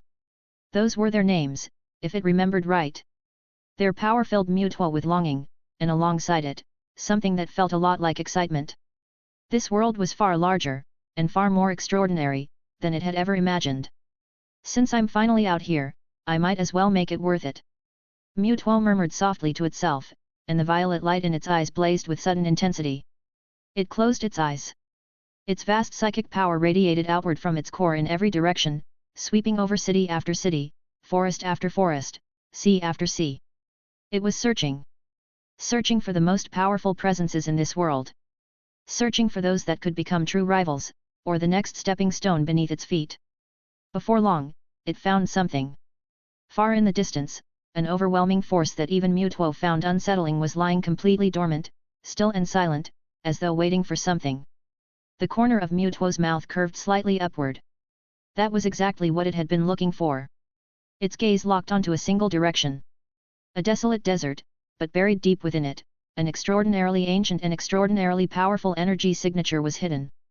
That signature bore a striking resemblance to something Mutuo had sensed inside the game. Right there. Mutuo's eyes snapped open. The air shuddered, and in the next instant, the figure that had been hovering 10,000 meters above the earth was simply gone. Only a faint afterimage remained, slowly dissolving into nothing. Destination, the desert. The real challenge had begun. Kairos sat in front of his computer. Out of habit, he opened the system interface before pulling his attention away from the screen. Even though Mutuo had finally broken out of that suffocating lab and won the freedom it had wanted, that didn't mean he could just wipe his hands of the whole thing. This was Mutuo, after all. A Pokémon that had only just awakened, whose mind hadn't fully developed yet, and that carried enough destructive power to cause a genuine catastrophe. If it ended up going down the same dark road as in the original story, so bitter over humanity's betrayal that it started plotting to wipe out the human race and rebuild the world from scratch, then every investment he'd made would be gone for nothing. He pulled up the player status panel. The icon representing Mutuo was pulsing with an intense red glow, a clear sign it was right in the middle of a fight. Kairos's brow furrowed slightly. He swiped across the screen and switched to Mutuo's first-person view. What greeted him was a world of swirling yellow sand, gusts of wind pelting grit against a barrier with a sharp, crackling sound. And standing completely unmoved in the middle of all that howling sandstorm was an enormous figure made entirely of solid rock. Regirock? Kairos raised an eyebrow. The two of them were already deep into it. Violet psychic tendrils coiling around Mutuo's body lashed out in a frenzy, hammering again and again against Regirock's impenetrable stone form, each impact landing with a deafening crash. Regirock, for all its bulk, moved with startling speed, its massive rocky fists slicing through the air and slamming into the afterimages Mutuo kept leaving behind, one strike after another. Watching it all unfold, Kairos felt a flicker of puzzled amusement. Mutuo really couldn't sit still, could it? Barely out the door and it had already picked a fight with something this tough. Though, thinking about it more, he figured this might actually be a good thing. Better to have Mutuo burning its energy on challenging opponents and finding something to work toward than to leave it alone with too much time to spiral into questions like who am I and where do I come from. That kind of brooding could easily send it somewhere dangerous. As long as it stayed busy fighting, it probably wouldn't have the time or the inclination to start working on plans to overthrow humanity. At least for now, Mutuo's drive to fight seemed genuine and straightforward. It just wanted to get stronger. Staring at Regirock's absurdly tough shell on the screen, a thought suddenly crossed Kairos's mind. Should he try to recruit Regirock as a player too, while he had the chance? It was one of the legendary Regi trio, after all. If he could get it into the game as well, the returns probably wouldn't be bad. But he shook the idea off pretty quickly. Forget it. Regirock might be strong, but its intelligence was a real problem. It was basically an automaton that followed commands. Getting it to understand narrative and emotion the way Mutuo did would be an enormous uphill battle. Forcing it into the game would probably yield very little. Not worth the trouble. His gaze drifted back to the battle on screen, and a faintly amused look settled on his face. He had noticed something interesting. By all rights, as a Pokémon born from Muse genes, Mutuo should have sat at the very top tier among legendary Pokémon, at the very least a match for the likes of Rayquaza and the other heavy hitters. And yet right now, it was visibly struggling against a single Regirock, the fight going back and forth with no clear advantage either way. That pointed to one thing. This world's Mutuo wasn't as strong as he had assumed. Or more precisely, it hadn't reached that level yet. Kairos rubbed his chin, a rough picture forming in his head. It made sense, really. Mutuo had only just been born not long ago, and before that it had been locked up in Team Rocket's lab the entire time. Its body had been enhanced, sure, but it had almost no actual combat experience, and its power hadn't fully unlocked yet. It was like handing a new player a top-tier loadout when they had no idea how to use any of it. Sitting on a mountain of raw stats without being able to turn any of them into real fighting ability. It needed time. It needed battle after battle to learn its own body and figure out how to actually tap into what it was carrying. That was fine, though. Given enough time, a Pokémon born with that kind of genetic foundation would eventually grow into something that shook the world. When that day came, it would stand in the same tier as Rayquaza and the rest of the God-class legendaries, maybe even beyond them. As long as it didn't fall somewhere along the way. Kairos closed the battle view and stopped paying attention to the sandstorm on the other side of the screen. When you decided to invest in something, you had to have the patience to wait for it to pay off. He was just about to get up and grab a glass of water when the system interface pushed a golden notification box, pulsing urgently in the center of the screen. Notice, cooldown for your item, dimensional transit scroll, has ended. Abnormal energy fluctuations detected in the current plane. Using the scroll now carries a very high probability of traveling to a special world. Use immediately. The calm in Kairos's eyes vanished the instant he read those words. A special world? The system had mentioned this before. If he were to travel to a special world, the emotional points he could earn would go up considerably. He hadn't expected an opportunity like that to just land in his lap. Use it. Kairos barely hesitated before confirming. The moment he did, a familiar sensation of weightlessness washed over him. The world in front of his eyes began to warp and spin, then dissolved into a vast, blinding white light that swallowed everything. Transit successful. As this is a special world, the method of crossing over has been adjusted. A special identity has been granted accordingly. Identity acquired, employee of Starry Media, Zane. When Kairos opened his eyes again, there was no familiar hum of a computer fan. In its place was a voice screaming at the top of its lungs. Would you care to explain yourself? Are you out of your mind? A fleshy, sweaty face shoved itself right up in front of him, close enough that he could feel the heat coming off it. Kairos frowned slightly, instinctively leaned back, and let his eyes do a quick sweep of the room. He was in an office that was reasonably well put together but currently a total mess. Stacks of sketches and documents piled up everywhere. The air thick with cigarette smoke and old coffee. Across from him, a middle-aged man with a gut and a flushed red face had both hands planted on the desk, glaring at him in furious disbelief. So this was the special identity. A wave of memories hit him all at once, leaving him briefly dizzy as they settled in.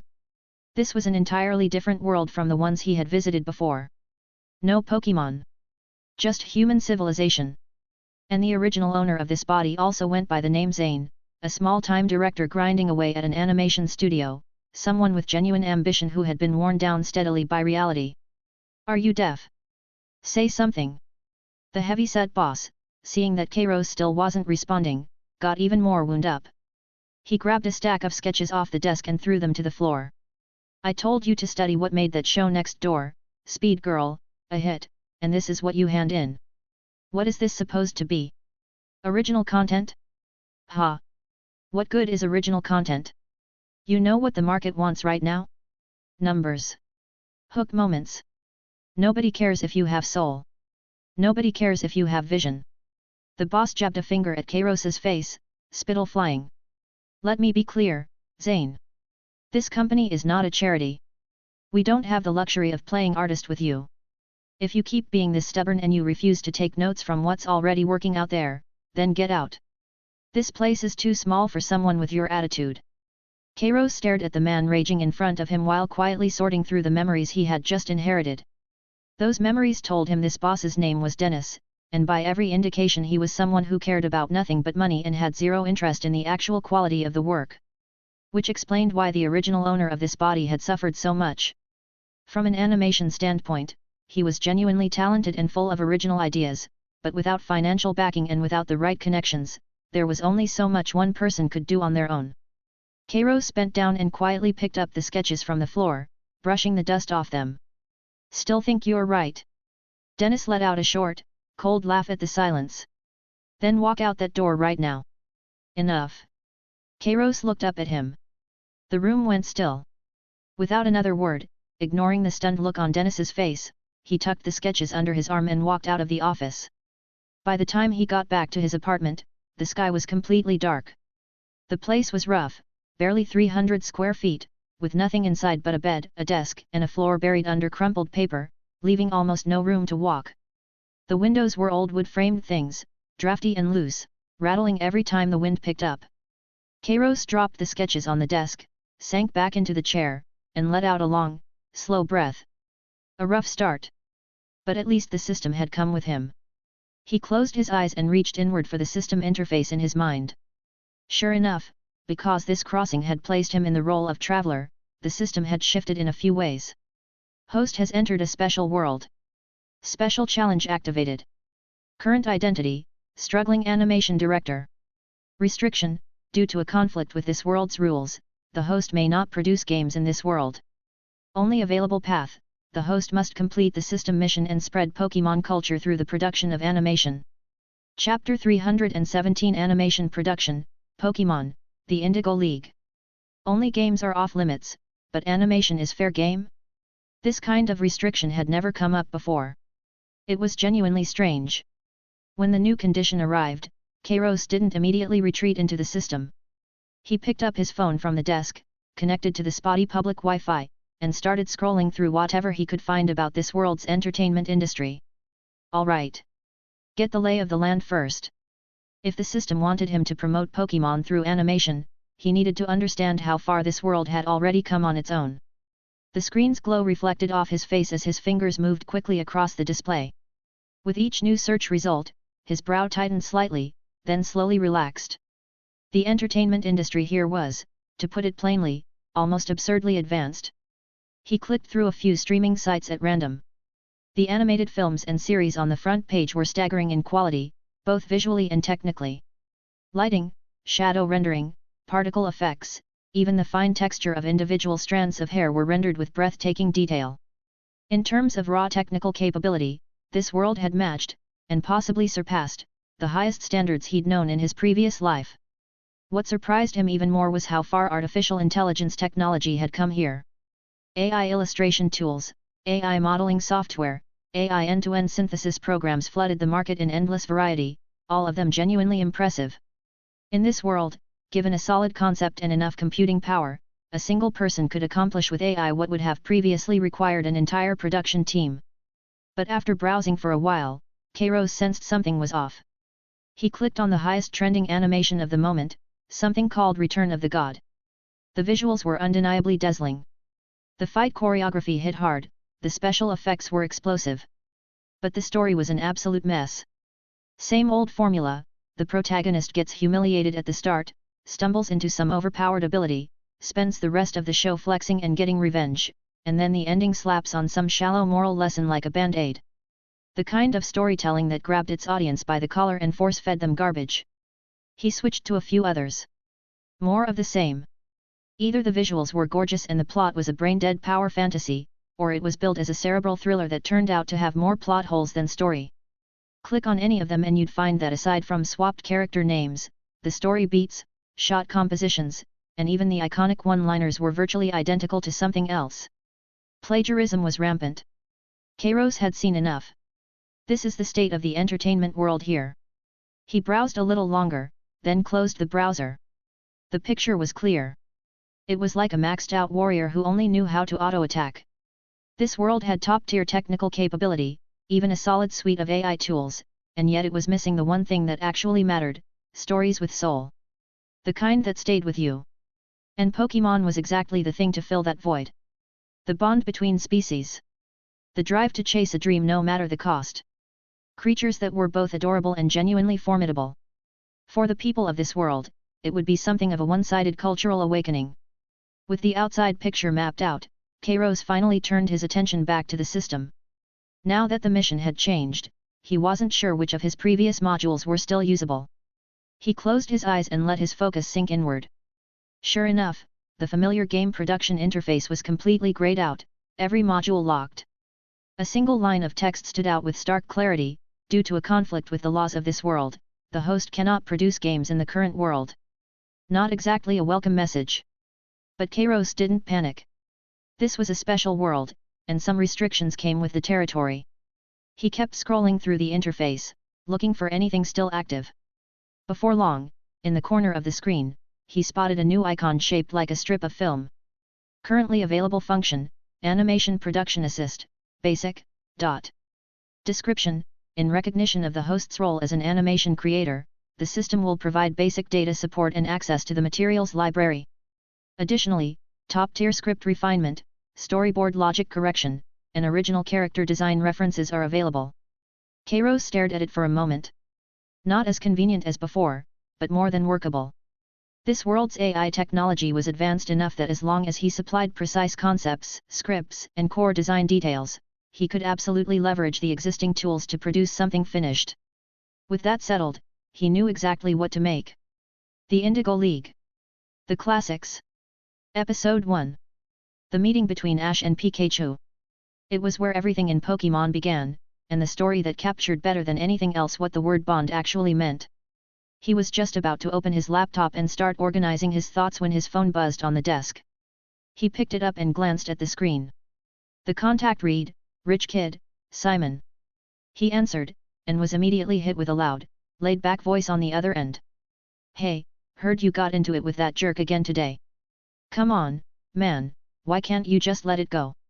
Wang Dai's a piece of work, sure, but he's still the one signing your paychecks." Kairos held the phone slightly away from his ear.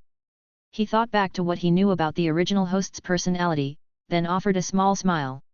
"He told me to rip off someone else's work. I said no. So what if you copy a little? Everyone in this industry does it. If you don't, someone else will, and you're the one who ends up broke." Simon sounded more worked up about it than Kairos himself. "Seriously, man, don't waste your time taking abuse at that place. Why not switch things up? Come work at my dad's company, I'll get you set up with an easy position, no stress. I'm good. Kairos cut him off. I've got something in the works. Something in the works. Simon paused. You're not going original again, are you? Look, I'm not trying to be harsh, but look at the market right now. Everyone's copying everyone else. Going original is just asking for pain. Trust me, this one's different. It'll work. A few seconds of silence on the other end, followed by a long, slow exhale. Fine. You've always been stubborn, even back when we were kids. Do it your way. But listen, if things get rough, or you run out of money, call me. Anytime. Actually, I need your help right now. Kairos didn't bother easing into it. How much? 50,000. 50? That's it. Simon sounded genuinely surprised. Send me your account number. I'll transfer it right now. Less than a minute later, his phone buzzed with a bank notification confirming the deposit. Kairos looked at the message and gave a quiet nod. That was enough to cover the first episode. Now it was time to get to work. A few minutes later, he opened his laptop and created a new folder.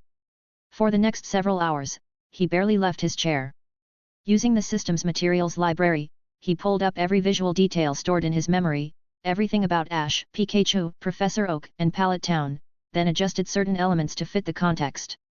He looked at the design sheets filling his screen, each one polished enough to pass for a movie poster, and gave a satisfied nod. The character art phase was done. Next, he needed to find someone. No matter how capable this world's AI was, turning static images into a seamless, high-quality animation still required a skilled hand at the controls. He spent a good while filtering through a freelance platform before settling on one candidate. The user's handle was Night Owl, and their profile picture was a cat with heavy bags under its eyes. Veteran AI animator. Fluent in the full Phantom Vision AI workflow. Specializes in stylized rendering and motion capture. Rush orders welcome. Results without the attitude. Kairos reviewed the portfolio. The style was all over the place, but the fundamentals were solid, and that was what he needed. More importantly, the rates were reasonable, and the account looked like it could use the work. He sent a direct message, briefly outlined what he needed, and attached the script and concept designs. The reply came quickly. Night Owl, bro, did you generate these design sheets with the M model? Not bad. Fair warning though, this retro 2D style is pretty dated. Audiences want high-fidelity 3D these days. And this script, classic adventure setup? That kind of thing hasn't been trending for a while. Kairos typed back without hesitation. Don't touch the style. Keep it exactly as is. Your job is to use the AI tools to bring the script and storyboards to life as animation. Motion needs to be fluid, the details need to land. Budget is 10,000. I'll front half as a deposit. Finished cut in 3 days. Night Owl, 10,000? Are you serious? You think this is easy? Especially the emotional scenes. AI really struggles with expressions. You're not getting this done for under 20 grand. And honestly, the script reads kind of juvenile. Nobody's watching this type of thing right now. Just looking at it is giving me a headache. Kairos had expected this. He didn't rush his reply. 20,000, final offer. This is episode 1. If the reception is good, there's long-term work after this. Also, go back and read the section in the script about the bond. That's the whole point of this project. A long silence followed. Just as Kairos was considering moving on to someone else, the chat window updated. Night Owl, fine. But I'm being upfront with you, I'll do my best to dial in the AI, but there are emotional details it genuinely can't nail. Some scenes might come out a little stiff. Also, deposit first. Kairos transferred 10,000 without a word. The moment the payment went through, the other person's tone shifted noticeably. Night Owl, thanks, boss. Big moves. Starting on it now. Still think the script's a little idealistic, though. Audiences want the payoff up front. Slow burns don't really land anymore. Kairos didn't explain himself. He just sent back one line. Once you see the finished thing, you'll understand. The next 2 days passed quickly, and productively. During the day, Kairos used the system to keep refining the scripts and designs for the next episodes. At night, he coordinated with Night Owl online, working through whatever problems came up in production. At first, Night Owl had assumed Kairos was just some guy with money and a passing creative itch, maybe a rich kid who wanted to feel like a director for a week. The attitude was there in every reply, that particular brand of professional politeness that barely concealed a shrug. But as the project went deeper, everything changed. Not because of the money. It was the feedback notes and scene breakdowns that Kairos kept sending over. When Night Owl, following standard logic, rendered Pikachu standing beside Ash with a cheerful, easygoing expression, Kairos's response came through almost immediately. This isn't right. Pikachu at this point is resistant. It doesn't want to go into the Pokeball. It doesn't want Ash anywhere near it. The eyes need to be guarded, a little irritated, with an edge of real contempt. The body should be tense, like it's ready to bolt at any second. Sitting at his desk, Night Owl rolled his eyes a little. It's just a pet. Since when does a pet need this much character work? Still, he adjusted the parameters and ran the generation again. When the result came up on his screen, he went still. The Pikachu the AI had rendered stood with its arms crossed, gaze sliding sideways, that haughty, dismissive expression somehow completely, undeniably alive. It was only a static image. But you could practically hear the little creature emit a contemptuous sniff. Then came the Spearow attack sequence. Night Owl's instinct had been straightforward, have the AI generate a swarm of birds diving down, give the protagonist a cool defensive pose, call it done. Standard procedure. But Kairos's message arrived, and it was long. This isn't a cool moment. Ash has zero combat ability at this point. He's just trying to shield Pikachu. His movement should be clumsy, the struggle of someone who's already been knocked around. His body should curve forward, both arms wrapped around Pikachu, who's still discharging electricity. His expression can't carry any fear. Only resolve. The rain in the background needs to be heavy and cold, and it needs to contrast against that small flash of Pikachu's lightning. Night Owl read through it once, then sat there for a moment. Without quite realizing when he'd made the decision, he started adjusting the prompts exactly as described, reworking the lighting, reconstructing the framing. A few minutes later, the rendered clip appeared on his screen. A dark, rain-soaked night. Wind tearing through everything. A boy face down in the mud, battered and bleeding, but still holding on, arms locked tight around the small creature pressed to his chest. That thin streak of yellow lightning cutting through the darkness, faint but stubborn. Across town, Night Owl stared at his monitor. He realized his eyes were stinging. He'd been in animation for years. He'd seen countless stunning effects and explosive battle sequences. But not once, in any of it, had a single frame made him feel anything like this. So this is what it looks like when someone actually gives a damn about each other. After that, he stopped thinking of it as a job. He started putting in extra hours on his own. Started thinking about how to carry the emotion, how to build tension in the compositions. He even started wondering who exactly Kairos was, because no ordinary person, and definitely not some rich kid killing time, wrote direction notes like these.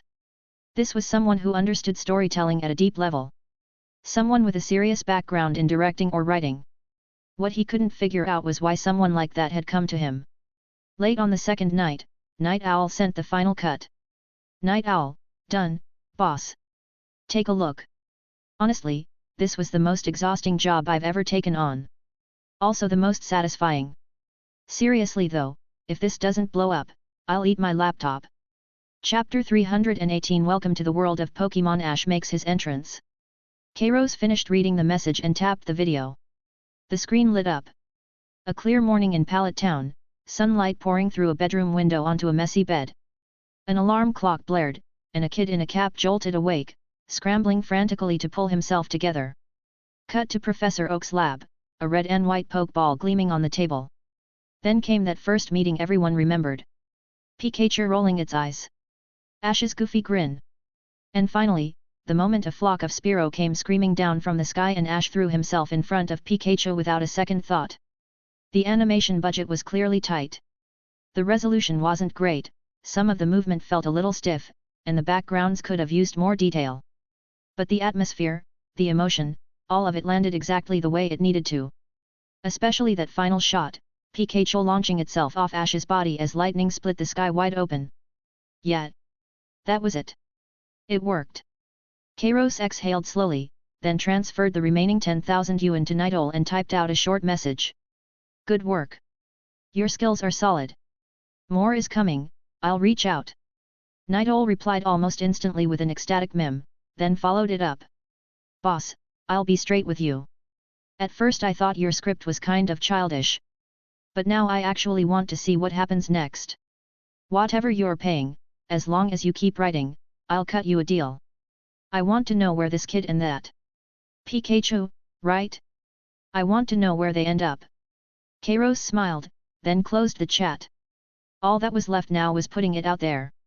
He registered an account under the name Dream Studio and uploaded the video to EpicTube, the biggest streaming platform around. The title was simple, Pokémon, Indigo League, Episode 1, Setting Off. The goal is to become a Pokémon Master. The description was just as short, a story about dreams, adventure, and bonds. Welcome to the world of Pokémon. No paid promotion. No bot traffic. He hadn't even put together a real thumbnail, just grabbed a screenshot straight from the video. Once the upload finished, Kairos stretched his arms over his head and listened to the wind outside. A rare, quiet calm settled over him. Whatever happened next, the first step was done. Across the city, inside a sleek, high-tech streaming room, a long-haired man in glasses sat slumped in a gaming chair, looking completely defeated. His name was Dan the Demon King, one of EpicTube's biggest gaming streamers. Under normal circumstances, his channel would have been packed with hundreds of thousands of viewers by now, all tuned in to watch him play. But tonight he just couldn't bring himself to do it. Every new game lately had been either a shameless reskin or a shameless cash grab, and he was sick of all of them. Guys, I seriously cannot face another game tonight. My hands are shot. He grabbed a can of iced cola off the desk, took a long pull, and leaned toward the camera. Let's try something different. I'll dig around for some new anime or shows, and we can watch together. Maybe roast whatever we find. The comments exploded. Yes. Dan the Demon King's roasts are the best. Nothing domestic please. Every recent Chinese release is garbage. Watching them is a public health hazard. Seriously, that Immortal Cultivation King thing from last month was physically painful.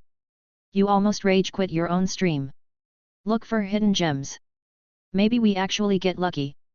Dan the Demon King read through the comments and laughed. The anime scene was in the same sorry shape as gaming right now, just one pile of nonsense after another. He scrolled through the animation section of EpicTube, scanning the thumbnails. Unrivaled Doluo. CEO falls for me. Reborn as the system itself. His eyelid twitched. What even is any of this? Did every writer quit at the same time? He was about to close the tab and just chat with his audience instead, when his mouse slowed. Down in the bottom right corner, almost buried from view, a video sat quietly where nothing else seemed to be.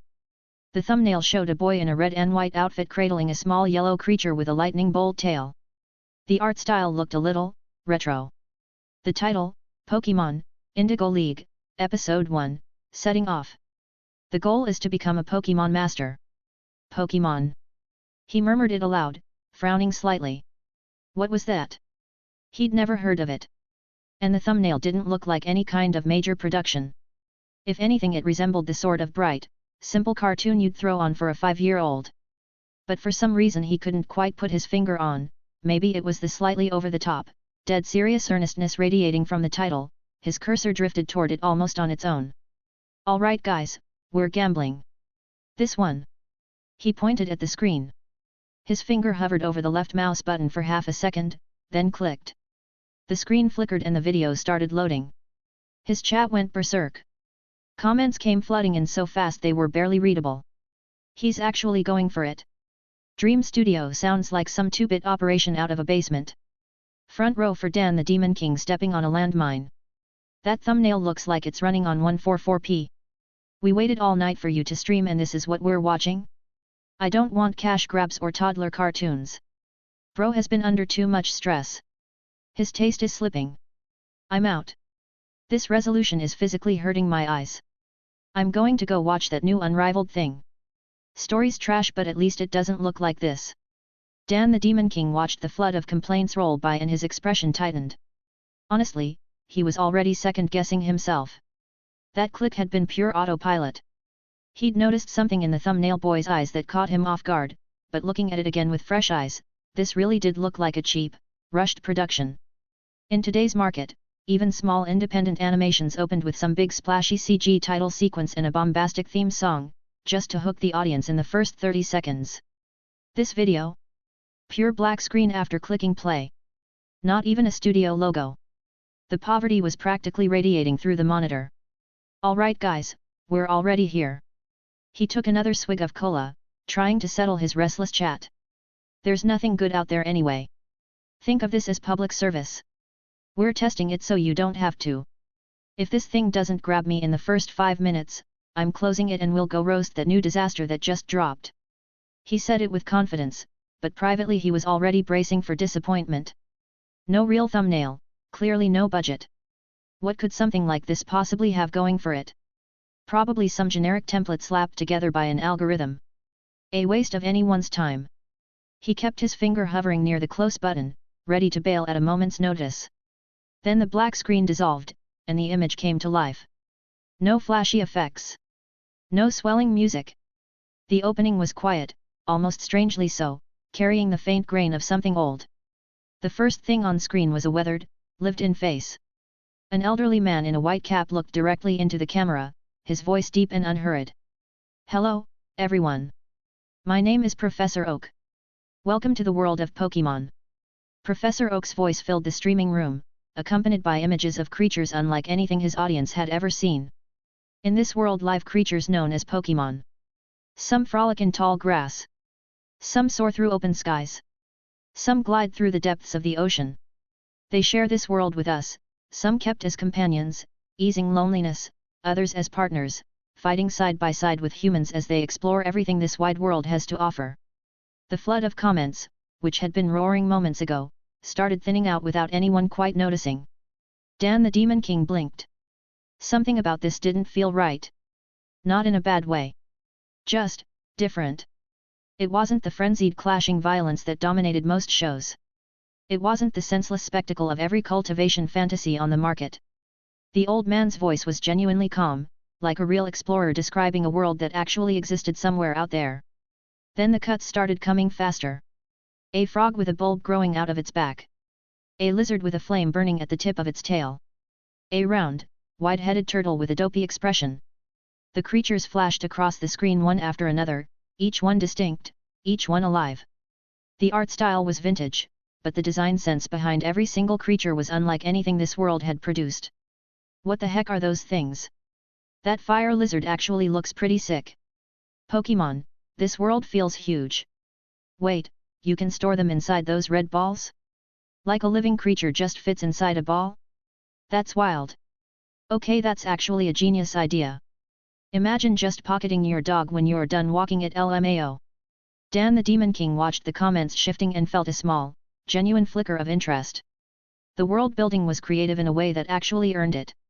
The concept of living alongside unknown creatures as partners rather than just conquering them, for an audience raised on the same recycled formulas, this was something fresh. Then the camera drifted to a quiet, peaceful little town. Pallet Town. Warm sunlight. Birdsong in the air. The shot moved in through a window and into an ordinary bedroom, where a boy in a cap sat watching television. On the TV screen, in the middle of a roaring stadium, a shadowy ghost-like Pokémon was locked in battle with an enormous stone serpent. Onix charges with its massive body. How will Gengar respond? The battle was reaching its peak. Gengar flickered, passing directly through Onix's enormous body like smoke, drifting up into the air. Then the corners of its mouth stretched into a wide, sharp grin. Gengar uses lick. The commentator's voice cracked with excitement as Gengar's enormous tongue snapped out, and Onix let out a strained groan, its massive body going rigid. That's incredible. The boy on the bed couldn't help sitting up from his blankets, eyes wide, face full of longing. The comments kept rolling in. Wait, it just phases through solid rock? Physical attacks pass right through it. Onix is literally made of boulders and one lick has it flinching? Is this kid the main character? He looks so young. Just then the bedroom door flew open. Ash. Do you know what time it is? Why are you still watching TV? A woman in an apron marched in with her hands planted on her hips, staring down at the disheveled boy on the bed with pure exasperation. Get up right now. Today is the day you turn 10 and go pick your starter Pokémon. If you're late, Professor Oak is going to be furious. Oh no, right. The reminder hit him like a bucket of cold water. Ash launched himself out of bed instantly. He grabbed the alarm clock off the nightstand, took one look at it, and felt his stomach drop. I'm dead, I'm so dead, my starter Pokémon. He lurched out of bed in a full panic, jammed one sock on inside out, crammed his cap down onto his head, and blew out of the bedroom like a gust of wind. Mom, I'm leaving. This kid, honestly. His mother sighed, then turned toward the camera with a helpless, affectionate smile. The comments kept coming. 10 years old and you can already take your pet and move out? Best country in any animated universe, no contest. He put his sock on wrong LMAOO. Nice little detail. Not gonna lie, this feels exactly like being late for school as a kid. The scene shifted, the camera sweeping quickly through the streets of Pallet Town. It was a cozy little place. Green trees lined the roads, red-roofed houses tucked between them, and here and there a pidgey pecked at the grass or a rattata darted across the path. Ash sprinted through the streets, sweat running down his face, muttering under his breath on a loop. Please don't be late, please don't be late. He swung around a corner and nearly got flattened by a strange-looking convertible that came tearing out of nowhere. Tires screamed. The car jolted to a stop. Out stepped a boy in an orange short-sleeved shirt, auburn hair, holding a red and white Pokeball in one hand, wearing the faintest smirk. Ash. Better late than never, I guess. He turned the Pokeball lazily in his fingers, voice dripping with casual superiority. Pretty relaxed for your first day as a trainer, aren't you? Gary. Ash doubled over, gasping for breath. Don't tell me you already got your starter. Obviously I did. I was there hours ago. And what I picked is absolutely none of your business. Gary gestured back toward the car. A crowd of girls stood cheering from the seats. Gary. Gary. Go Gary. Gary's the best. Gary let the corner of his mouth curl upward. Gramps already gave me the Pokédex, too. As the most promising trainer from Pallet Town, expectations are high. I'm going to carry this town's name all the way across the world. He glanced back at Ash. As for you, keep standing around and you won't even have a starter left to pick. Chapter 319 Pikachu's under a moment, the journey begins. Gary's entrance sent the comment feed into a frenzy. Wow, this kid is so punchable. Look at that show-off pose, that smug expression, and he even brought his own cheering squad. Honestly, he feels more like the main character. That hairstyle of his, quite the unique sense of style. The main character getting roasted the second he steps out the door feels weirdly familiar, but also kind of different. Somehow the trash talk almost feels warm, especially the part where Gary reminds him he'll miss out if he doesn't hurry up. Not gonna lie though, the guy is kind of good looking. Ash clenched his fists, but as Gary's car disappeared down the road, all he could do was sigh and let it go. Dang it! I've got to try harder. He broke into a run, heading toward the white building at the top of town, Professor Oak's laboratory. The lab doors were wide open.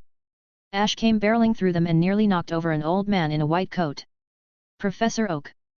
The professor adjusted his glasses and looked at the panting, sweat-soaked boy with a patient smile. Ash, you finally made it. We've all been waiting for you.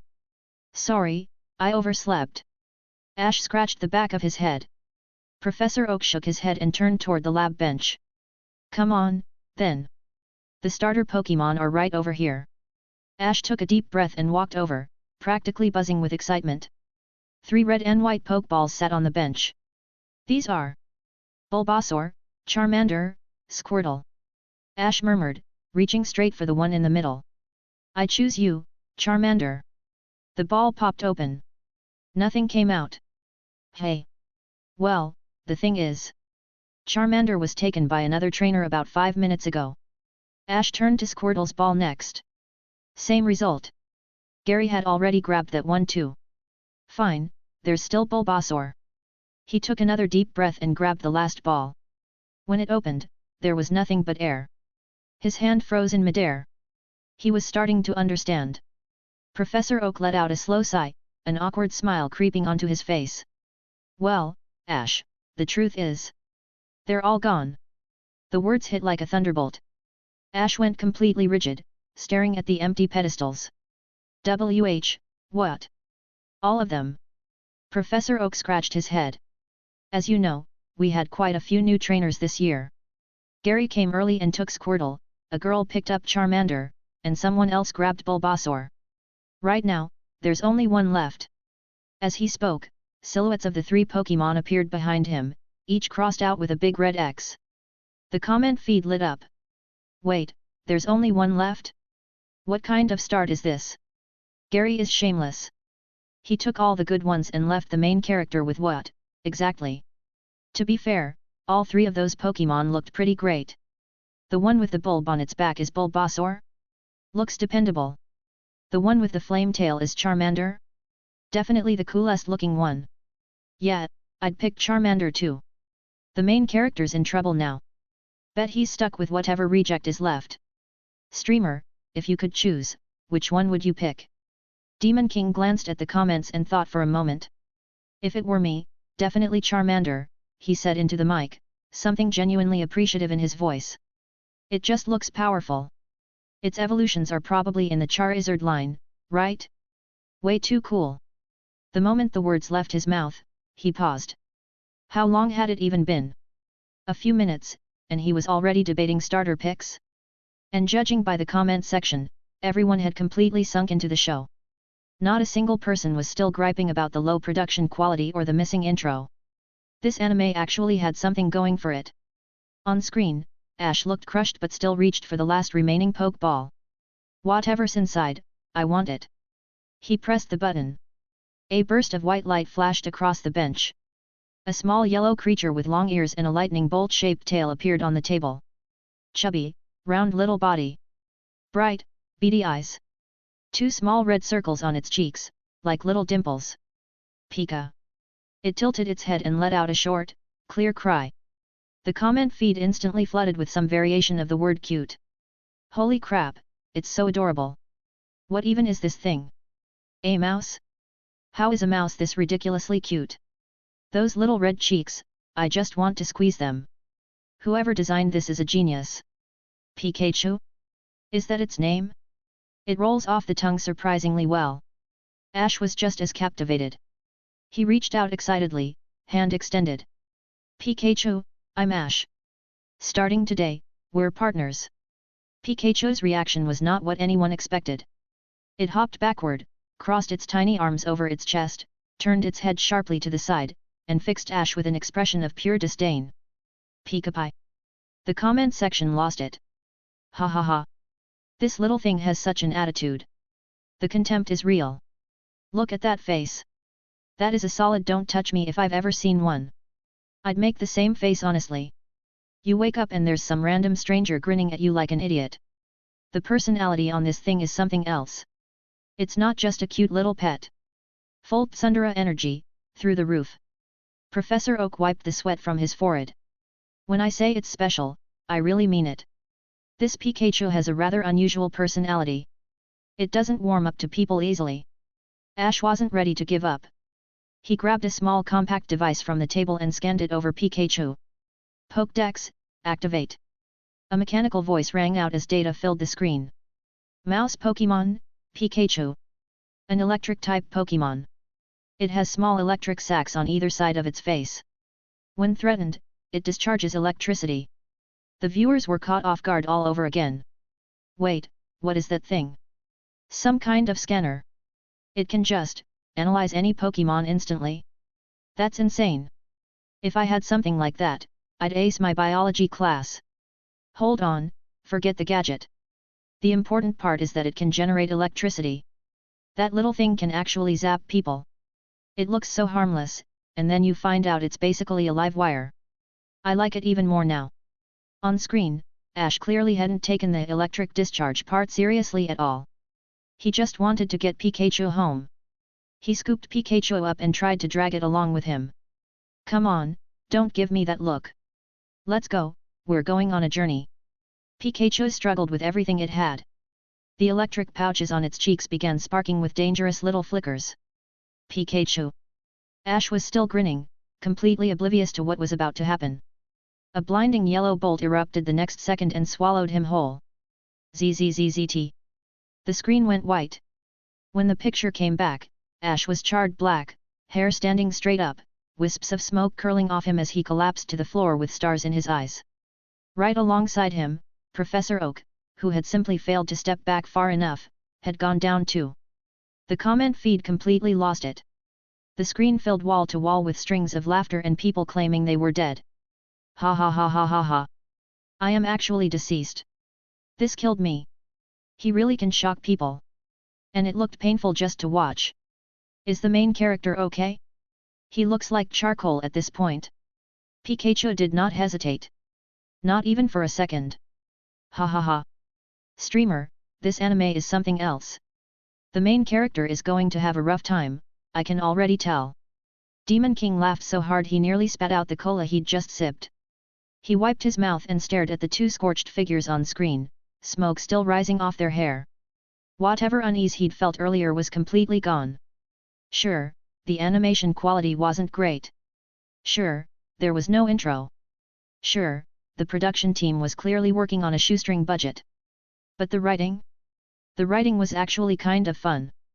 Meanwhile, Ash shook the soot out of his hair, picked up the Pokeball, and aimed it at Pikachu. A red beam shot out, but Pikachu didn't get drawn in like a normal Pokemon would. It leapt nimbly to the side and dodged it clean. Hey! Pikachu, why won't you go in? Ash was completely baffled. Pikachu, for its part, looked absolutely opposed to the idea. It shook its head so fast it was practically a blur and batted the ball away with one tiny paw, staring pointedly in the opposite direction with stubborn defiance written all over its face. Ash tried reasoning with it and got nowhere. His eyes darted around the room and landed on something. He dug a pair of thick yellow rubber gloves out of his bag, the kind that looked like they belonged on a plumber, pulled them on, and rubbed his hands together with enormous confidence. Hat! You can't shock me now. He lunged at Pikachu, arms wide open. Pika! Pikachu's eyes sharpened.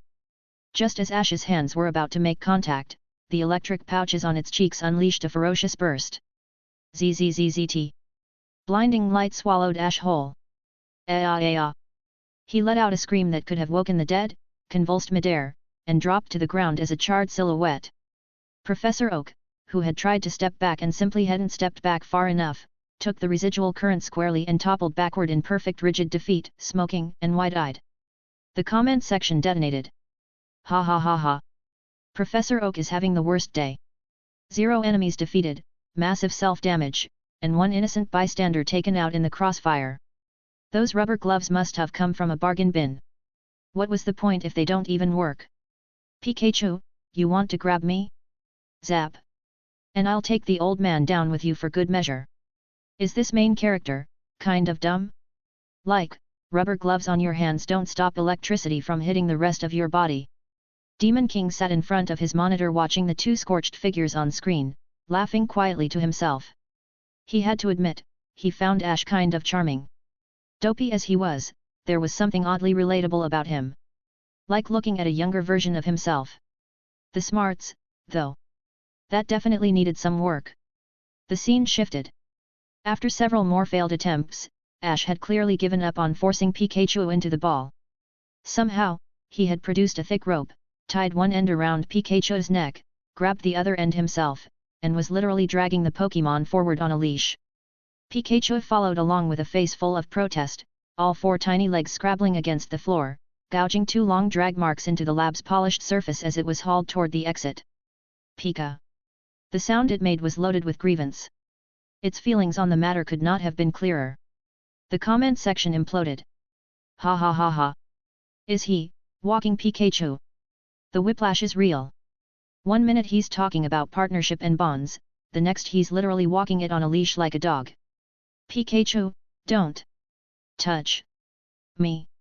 This main character is genuinely something else. And so Ash dragged Pikachu out through the lab's front door. Outside, his mother Delia stood dabbing her eyes with a handkerchief, and the residents of Pallet Town had lined both sides of the path to wave them off. Take care on the road, Ash. You're going to become a Pokemon master, I just know it. Professor Oak, who had been blasted into charcoal not 20 minutes ago, had managed to pull himself together enough to stand at the doorway. His face was still streaked with ash, but he smiled and waved all the same. Amid the warm send-off from the whole town, Ash set off, glancing back every few steps, rope still in hand. The sun over Pallet Town was brilliant that morning. A gentle breeze moved through the green grass, carrying the clean scent of earth and leaves.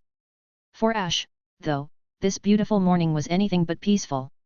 He trudged forward under an enormous yellow backpack, one hand holding that rope, the other end still tied to a grumpy electric mouse who was making the whole thing as difficult as possible. At some point, Ash seemed to realize just how resistant Pikachu really was. He stopped walking and turned around, scratching his head with a helpless sigh. Pikachu, can't you just come into the ball quietly? It'd make things a lot easier for both of us. He unclipped a Pokeball from his belt and held it out, making his case. Look, it's really comfortable in here. It's like a little home. Pikachu glanced at the ball. Then it immediately turned its head away and covered its eyes with both tiny paws in a show of absolute, emphatic refusal. Ash sighed and put the ball away. This Pikachu had made up its mind. All right, Pikachu. If you don't want to go in, you don't have to. But even so, we're still partners. Okay. The comment section went quiet for a beat. Demon King blinked. This guy. He's actually got a pretty good heart, hasn't he? Chapter 320 100,000 volts. A perfect ending. By the time they finished talking, Ash and Pikachu had already left Pallet Town and were making their way through the wild grass beyond the town's edge. The grass out here grew tall enough to swallow a person whole, swaying quietly in the breeze. Ash pushed through it with a stick, eyes scanning the area around him. Then a small brown bird burst out of the grass and landed on a nearby branch. It had a sharp beak, red-tipped wings, and a look on its face like it was already mad about something. Ash's eyes went wide. He yanked out his red Pokédex and pointed it at the bird. The device read off in its flat mechanical voice, Spearow, the tiny bird Pokémon. Known for its violent temperament, it will mercilessly peck at anyone it considers a threat. A Spearow. Ash pumped his fist, practically vibrating with excitement. This was it. His first chance to catch a Pokémon. Pikachu, let's go. We're catching that Spearow. He spun around, face lit up, ready to go. Pika Pika. The camera cut to Pikachu, who could not have looked more unimpressed. It paid absolutely no attention to Ash's command. Instead, it found a shady patch of grass, flopped down, and closed its eyes. The message was clear, don't bother me. Ash looked like he was going to lose his mind. Why wouldn't this Pikachu listen to anything? Hey! This is our first battle. Would you just move? No matter how much he pushed, Pikachu didn't twitch a muscle. Didn't even open its eyes. The live chat exploded. This Pikachu has zero respect for the main character. Starting the journey with a partner who's totally checked out. Rough. That Spearow looks mean. Pikachu sitting it out is honestly the smart play. Our hero is way too green lol. If it were me I'd just throw a rock at it. Hey, don't give kids ideas. You gonna take responsibility if it blows up? He's not actually crazy enough to do that, right? Ash stared at the completely unresponsive Pikachu, thought about it for half a second, and arrived at a solution. Fine. If you won't fight, I'll handle it myself. He bent down, grabbed a fist-sized rock off the ground, took aim at the Spearow on the branch, and threw it as hard as he could. Thwack! Dead center, right on the head. Spear! The Spearow let out a sharp cry and tumbled straight off the branch. Yes! Ash pumped both fists, thrilled that it had actually worked. But the Spearow didn't stay down. It righted itself, turned around, and locked eyes with Ash. Those already mean little eyes were burning. Ash went still. A very bad feeling settled over him. Then the Spearow spread its wings and let out a screech that split the air. Spear! That was the signal. From every direction, a thunderous rustling rose out of the tall grass. Hundreds of Spearow erupted into the sky in a massive, furious swarm, every single one of them zeroed in on Ash. The live chat went dead silent. Then detonated. He just poked the biggest hornet's nest imaginable. That flock is genuinely terrifying. I told you throwing rocks was a bad idea. Now there's 100 of them. Run. Just run. The sheer pressure of this scene, my skin is crawling. Dan the Demon King stared at the screen as the flock blotted out the sky, and his brow tightened. This was a disaster. For a rookie just starting out, this was about as bad as it got. On screen, Ash stood frozen. Pikachu. Run! He dropped any pretense of composure, grabbed Pikachu off the ground, and bolted. The flock surged after them, beaks hammering down like hail. Ash's clothes tore. Cuts opened across his face. Pikachu was just as terrified, all four legs churning so fast it nearly outpaced Ash entirely. They ran blind until they hit the top of a slope dropping down to a river below. Water! There's water down there! Ash didn't stop to think. He tucked Pikachu under his arm and threw himself down the hill. They hit the river with an enormous splash. Before they could even catch their breath, someone burst out of the water right next to them. What is wrong with you? You just scared off every Pokémon I had on the line. And you snapped my fishing rod. A girl with short orange hair and a yellow top surfaced beside them, clutching the two halves of a broken fishing rod and glaring like she wanted to do real damage. Ash came up sputtering, and before he could even start to apologize, a shadow rolled over them from above. The flock had caught up. Sorry, I'll explain later, I just need to borrow this for a second. He grabbed the bicycle parked on the bank, dropped Pikachu in the front basket, and started pedaling for his life. That's my bike. Hey! Stop! The girl's voice faded behind him as Ash tore down the muddy path, the Spearow flock boiling along behind them like a storm cloud. Spear! Spear! Several broke off and dove, driving their beaks straight into Ash's back. Ack! He gasped but didn't let up for a single second. Pikachu, stay in the basket. He hunched forward and put his body between Pikachu and the flock. Then the rain hit. The sky had been clear a minute ago. Now it turned dark and heavy, and fat drops came hammering down without warning. The path turned slick, and the bike started losing speed. Come on! Ash ground his teeth and kept pedaling. Rain and blood ran into his eyes. He didn't blink. The flock was closing in. The sound of it alone made it hard to breathe. Then the road ahead just dropped into a massive pothole. Watch out! He grabbed the brakes, but the wheels had nothing to grip on the wet mud. The bike went down hard, bouncing twice before stopping. Ash and Pikachu were thrown clear and landed in the mud. The Spearow flock descended. They circled overhead, pulling together for a final strike. Ash pushed himself up off the ground. He had nothing left to run on. He looked at the swarm closing in from every side, and for a moment his face went blank. Then he looked behind him. Pikachu was trembling against his back. Those eyes, usually sharp and full of attitude, were wide open with fear. Ash blinked. This Pikachu had refused to listen to him from the start. It had shocked him, ignored him, and made absolutely no effort to hide how little it thought of him. But when things got genuinely bad, when there was nowhere left to run, it had moved behind him without thinking. Something in Ash shifted. He took a slow breath, spread his arms wide, and pulled Pikachu hard against his chest. Back off! You're not touching Pikachu! He roared it up at the swarm, and every trace of fear had left his eyes. What replaced it was something steady and fixed. Spear! The lead Spearow came screaming down and drove its beak straight into Ash's arm. Ack! He didn't let go. He clenched his jaw and held on while it tore into him again and again. Come on! Hit me! He didn't move an inch. The live chat went completely quiet. Every comment stopped. Then it blew up. Wait! This kid's actually got something, doesn't he? I take back everything I said. He's got guts. I thought he was a complete idiot 10 minutes ago. Now I kind of think he's something else.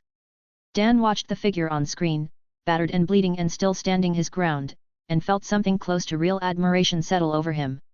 At this rate though, he wouldn't hold up much longer. The music dropped into something low and tight. On screen, the wounds on Ash's body kept multiplying and his focus was starting to slip. But his arms stayed locked around Pikachu. Even as his legs started to give, his grip didn't loosen by a fraction. Pika! Inside those arms, Pikachu felt him shaking. It didn't fully understand what it was seeing. It looked at this ridiculous human. Terrified, completely outmatched, running on nothing, and still throwing himself in front of it. Why? After everything it had put him through. Something in Pikachu shifted too. It pulled itself free from Ash's arms, slowly and with certainty, and climbed to the top of his head. The music cut out entirely. It stood up straight and faced the swarm head-on. The red pouches on its cheeks crackled and flashed, charge building fast. Pika. Chu. The sound that came out of it was massive. A torrent of electricity exploded outward from its body, more powerful than anything it had ever released. The current ripped through the sky like a living thing, golden and roaring, crashing through the flock of Spearow in a blinding cascade of lightning. The whole sky lit up. Boom! A thunderclap rolled across the world. Every Spearow in the swarm was hit. The air filled with their cries as they dropped out of the sky one by one, like rain going the wrong direction. For one suspended moment, everything burned gold. Then the music came back, soaring. The live chat lost its mind. What? Those effects? That music? I'm actually fired up. Awesome. That was incredible. Dan sat forward in his chair, unable to look away. The shift hit him all at once. Total despair flipping to sudden hope, and the exact moment everything changed for Pikachu. He couldn't remember the last time a show had gotten to him like that. He couldn't remember anything else that ever had done so. The last Spearow tumbled out of the sky. The air went still. The rain began to ease. Pikachu, completely spent, slid off Ash's head and dropped into the mud. Ash pushed through the last of what he had, crawled over, and pulled Pikachu into his arms. Pika-chu. He said its name softly. Just checking. Pikachu opened its eyes a little. It looked up at him, at the blood and mud and rain all over his face, and made a small sound. Pika. It raised one small paw and touched his cheek. Ash smiled. Quiet and relieved. He held Pikachu close and didn't say anything. The music faded out. A shaft of light broke through the clouds. A rainbow stretched across the sky. The clouds pulled apart. Golden sunlight poured through and fell over the two of them. And then, soaring high above that arc of color, a Pokémon appeared. It had gleaming golden feathers and long tail plumes trailing behind it like banners, its whole body radiating something ancient and untouchable. It drifted through the air without effort, impossibly graceful. It glanced down at the two of them below, something like quiet recognition passing through its eyes, then beat its great wings and rose higher, disappearing into the clouds. The Pokédex at Ash's hip activated on its own. Unable to analyze. Insufficient data. Ash and Pikachu stared up at the empty sky, struck speechless. What was that? It came out barely above a whisper. The live chat surged. Was that a god? Is that actually a Pokémon? That image. Those wings. The light. I don't think I'll ever forget that. The Pokédex couldn't identify it.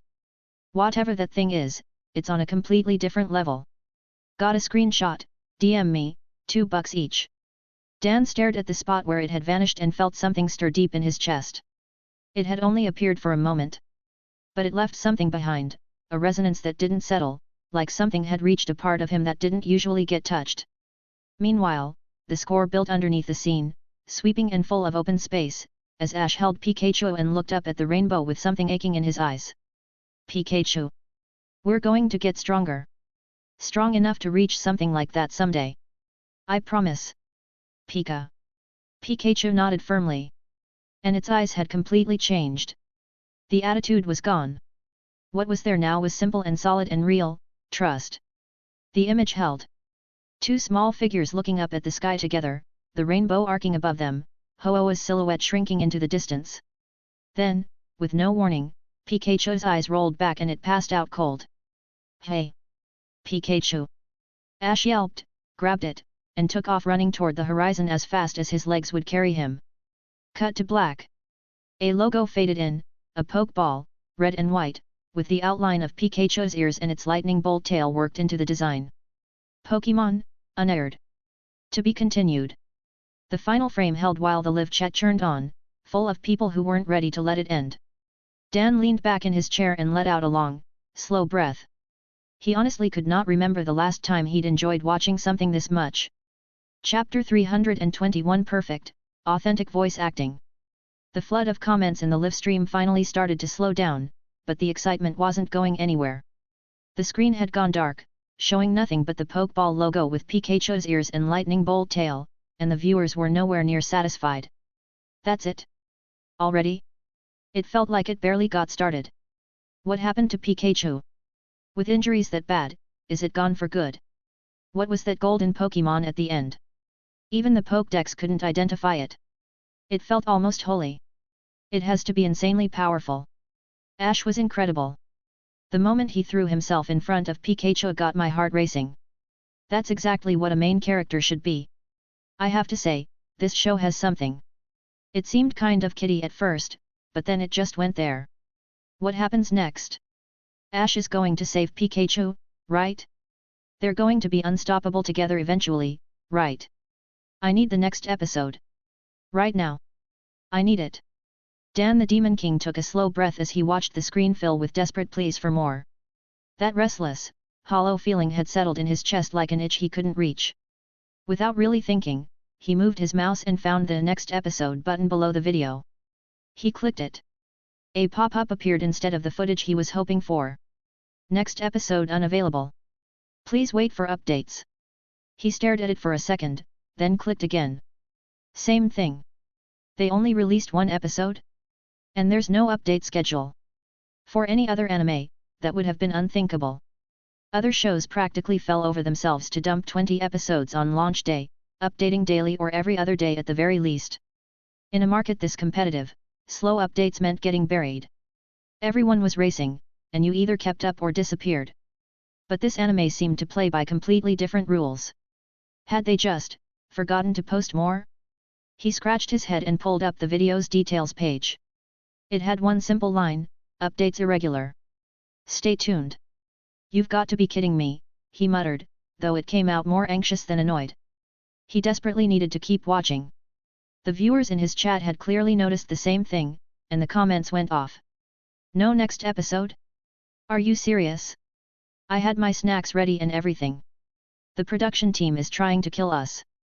You can't just cut it off there. That's genuinely cruel. Just post something. Even 1 minute. Anything. They can't even give us an update date? Is this studio brand new? Get it together. Dan the Demon King watched the flood of complaints and sighed, rubbing the back of his neck, trying to settle everyone down. All right, relax. This show is clearly doing its own thing. With writing and production this strong, they obviously need time. Since there's no next episode, how about we check something else out? He pulled up his recommendation list and pointed to one of the titles. How about this one? Mech God of War. Brand new, great effects, intense fights, and they dropped 3 episodes at once. Plenty to get through this afternoon. The suggestion landed with immediate pushback instead of the enthusiasm he was used to. Pass. Already watched it. Same formula as everything else. Not feeling it. I can't stop thinking about Pikachu right now. I can't focus on anything else. Same. I tried Mech God of War earlier and bailed halfway through. Compared to Pokémon, something's just off. I can't explain it, but it's missing something. Don't bother recommending stuff, Overlord. Just let us know when episode 2 drops. That's literally all we want. Exactly. There's no going back for me now. Dan the Demon King stared at the comments with the beginning of a headache. You're all impossible, it really is a good show, though. He stopped himself mid-sentence. Because he realized he had absolutely zero desire to click on Mech God of War either. He used to enjoy it just fine, but one episode of Pokémon had set the bar somewhere completely different. The bond between trainer and Pokémon, the hope that broke through at rock bottom, the rainbow and Ho-Oh at the end. All of it had rewired what he expected from the genre. Going back to a standard action anime now felt like drinking tap water after really good whiskey. Technically fine, but completely flat. He let out a long breath and sank back in his chair. He almost regretted clicking on the anime in the first place. Not because of the pressure from his viewers. He'd been doing this long enough to handle any crowd. The real problem was that he'd fallen in head first, harder than anyone. That gnawing, desperate need to know what happened next was almost unbearable, even for someone as seasoned as him. This show really knows how to sink its hooks into you. Meanwhile, in a completely different space, Kairos sat at his workstation, watching a series of data panels float in front of him, a small smile at the corner of his mouth. With the first episode wrapped, a wave of feedback data was pouring in. Faith points incoming. Emotion points, shock/moved/anticipation plus 6000. Faith points, Ho-Oh plus 0.5. His eyes moved across the numbers and landed on that 0.5. Right on track. He wasn't surprised. Back when he created the Pokémon Mystery Dungeon content, Ho-Oh had personally stepped in to rescue the player, a genuine miracle made real. The gratitude players felt had been raw and immediate, which was why it generated a full point of faith, even with only Yancy as the source. This time, Ho-Oh had only appeared briefly at the end of the episode, a symbol of hope and legend. The imagery was stunning and felt almost sacred, but it was still just a glimpse. Viewers were moved by what they saw. They weren't worshipping it as a divine being. Half a point was modest, but it was still a nice surprise. The primary goal of this episode had been to introduce the world of Pokémon anyway, not specifically to build up Ho-Oh's faith value. Kairos ran the math in his head. As the anime's reach grew and more people watched, those points would stack into something real. Then another system prompt blinked to life, its blue light glowing in front of him. Main quest, Phase 1 use animation to introduce Pokémon to the current world. Completed. Evaluation, perfect. The premiere generated massive response and left a lasting impression on viewers. Quest reward issued, Advanced Module, Authentic Voice Acting Module. Effect, once activated, allows the addition of high-definition voice acting that perfectly replicates original voice actors for games or animations, or supports custom voice configurations based on the user's vision. Reading through the reward description, Kairos felt a genuine spark of excitement. A voice acting module. This took care of one of his biggest ongoing headaches. Up until now, whether it was games or animation, the visuals had been strong and the music had held up, but character voice acting had always been the weak link. Even in this world, where AI voice synthesis had advanced to a genuinely impressive level and could convincingly pull off a wide range of emotions, something always felt like it was missing to Kairos. Soul, maybe.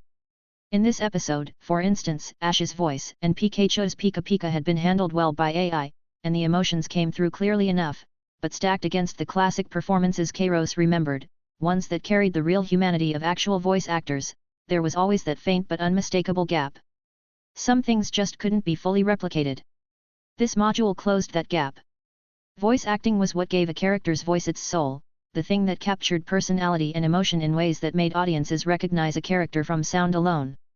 With this, Episode 2 was going to hit differently. He closed the reward panel, and another prompt appeared with a chime. Ding! New quest issued, current world restrictions still prevent game development. Continue using animation for promotion. Objective, total views for the Pokémon anime to reach 100,000. Additionally, host may now use the story transit scroll to return to the first world. Looking at the 100,000 view target, Kairos gauged the timeline. The buzz from Episode 1 was still building, and with a major streamer like Dan the Demon King helping it spread, hitting that number shouldn't take long. As for going back, he paused for a moment, then shook his head. The momentum was at its peak right now. The smart move was to push through and finish Episode 2 while things were hot. Going back could wait. With solid results in hand and a new quest already lined up, Kairos got straight to work on Episode 2. Producing animation wasn't any easier than developing a game, but the situation was completely different now. With an established asset library and the world building already done from Episode 1, no rebuilding models or designing environments from scratch, the workflow moved significantly faster. The voice acting module also cut down a meaningful chunk of his audio workload, though it still took a solid number of prompts to hand off properly to Night Owl. Kairos worked through his notes. Here, Ash's voice needs to sound more frantic, like he's right on the edge of tears. Pikachu's weakened voice should come out softer, more worn down. Team Rocket's opening monologue, that absolutely stays in. A little over an hour later, the rough cut of Episode 2 was finished. He watched it through once, gave a satisfied nod, and was about to move on when his messaging app lit up. Night Owl. Night Owl, holy crap, bro, you're unreal. The response is completely insane. Every forum out there is talking about Ash and Pikachu. I knew your stuff would hit. I just knew it. Kairos looked at the string of exclamation marks and typed back. Kairos, good response. Let's keep the momentum going. Night Owl, keep the momentum going? What does that mean? Kairos, Episode 2 is done. Sending it over now. A few seconds passed. Then a row of ellipses appeared. Night Owl. Night Owl, bro, are you messing with me? How long has it even been? You're telling me it's already done? This is animation, not a slideshow. And with the quality you put out in episode 1. Nobody works that fast. Nobody. Kairos didn't bother explaining. He packaged the episode 2 video file along with the audio files and sent them over. Kairos, files on the larger side. Voice acting assets are included this time. Night Owl started downloading while grumbling. Night Owl, voice acting assets? Look, I'm not trying to be negative, but AI voice synthesis is insanely convenient these days.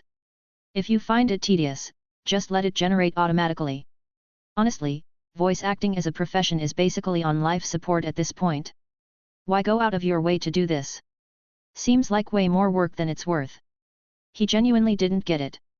In this era, AI could handle virtually any audio task. Sure, it could sound a little mechanical here and there, but the speed and low cost more than made up for it.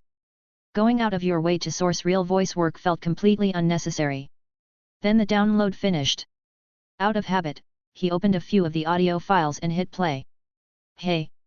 That's my bike! Where do you think you're going with it? Misty's voice, and just hearing it, you could practically feel the heat rising in a girl's face. Since you asked so nicely, I'll be generous and tell you. Jessie's voice, soaked in that Team Rocket attitude, equal parts arrogant and theatrical. Night Owl went still. He clicked on Ash's audio. Pikachu, you have to be okay. Please, I'm begging you, please. The raw desperation. The sharp, clear quality that could only belong to a young boy's voice. It hit him straight in the chest. What the? Night Owl sat up straight and stared at the screen. This was, exactly right. Impossibly, perfectly right. In that moment, he finally understood why Kairos had gone with real human voices instead of AI. Because nothing synthetic could come anywhere close to this. Every verbal habit, every breath, every subtle trailing note at the end of a line was flawless, like something out of a textbook, yet so natural that it felt like the characters themselves were actually speaking. No wonder he went with real voice acting. The confusion Night Owl had felt a moment ago disappeared completely, replaced by something close to giddiness. This wasn't extra effort for nothing. With voice acting like this, the whole anime had jumped to an entirely different level. He sat up straight, cracked his knuckles, and grinned. Everything else could wait. First, he needed to see what happened in episode 2. Chapter 322. You just asked who we are, didn't you? The Night Owls worked fast. In less than half an hour, the second episode had been reviewed and uploaded. Meanwhile, over in Dan the Demon King's livestream, the viewers were still idly scrolling through the chat, discussing the plot of the first episode. Some had even started analyzing the flight patterns and group behaviors of the Spearow flock. Then Dan the Demon King reflexively refreshed the page, and his eyes went wide. Holy crap! Guys! I think it updated. He slammed his hand on the desk, his voice cracking with excitement. No way! Already? It's real. I can see it. Pokémon, Episode 2. It's actually there. That was insanely fast. Whoever said the production team wasn't professional earlier, come take your beating. Go go go. Stop talking and click it. I need to see Pikachu. Dan the Demon King fumbled with his mouse and opened the video. That familiar screen appeared once again. This time, there was no leisurely opening. Instead, tense, urgent music kicked in immediately. The scene cut to Ash clutching a badly injured, unconscious Pikachu, stumbling frantically through the entrance to a city. His clothes were torn and ragged, smeared with mud and blood, his eyes wide with panic and desperation. A doctor! Is there a doctor? Please, someone help my Pikachu! Ash screamed at the top of his lungs as he ran. The entrance to Viridian City was busy with foot traffic, and his cries drew stares from every direction. Suddenly, a female officer in a blue uniform with short dark green hair stepped into his path. Hey! You, kid! What are you yelling about? It's late and you're out here making all this noise. She frowned, clearly assuming Ash was just some troublemaker. But the moment her eyes landed on the bleeding Pikachu in his arms, her expression shifted instantly. This is, what happened? How did this Pikachu get hurt so badly? This is my partner Pikachu, Officer Jenny. Please, you have to help him. Ash blurted out. Officer Jenny seemed to grasp the seriousness of the situation immediately. Show me your Pokédex. Ash hesitated for a split second, then did as he was told. Jenny took one look at it, swung onto her motorcycle, and nodded toward him. Come on. The Pokémon Center is just up ahead. I'll take you there. Nurse Joy should be able to help him. Thank you. Ash clutched Pikachu tightly and jumped onto the bike. As the motorcycle roared off into the distance with Ash on board, the viewers in the live stream let out a collective breath of relief. Thank God. I thought she was going to arrest him. So this is Officer Jenny from Viridian City. She seems pretty responsible.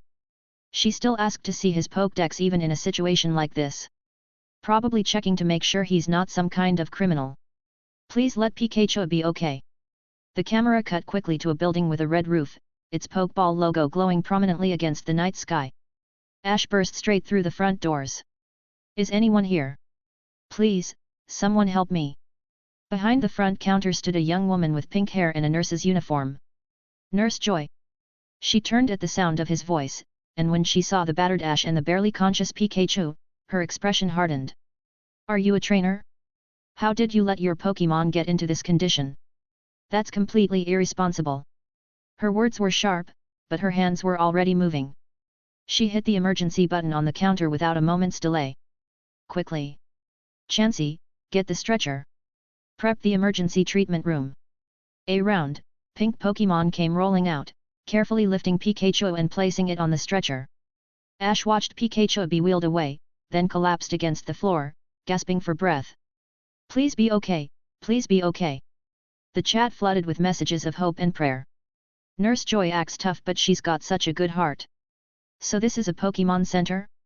Like a hospital specifically for Pokémon. Ash did everything he could. It's not his fault. Those Spearow were just brutal. Pikachu has to pull through. He just has to. The red indicator light above the emergency room burned like a wound in the quiet lobby. The seconds ticked by. Ash sat rigid on a bench, hands balled into fists. His eyes never left the closed door, raw worry written across every inch of his face. He looked up at the red light above the emergency room and whispered without meaning to. Pikachu. His voice was hoarse and trembling. The atmosphere in the live stream had grown suffocatingly heavy. Every viewer could feel the weight of the boy's emotions. I don't know why, but watching Ash like this is actually breaking my heart. That scene was brutal. All those Spearow and Pikachu fought to the last breath just to protect Ash, and still ended up like that. These writers are ruthless. This is only episode 2. They spent episode 1 building the bond, and now they're hitting you with this. Pikachu has to be fine.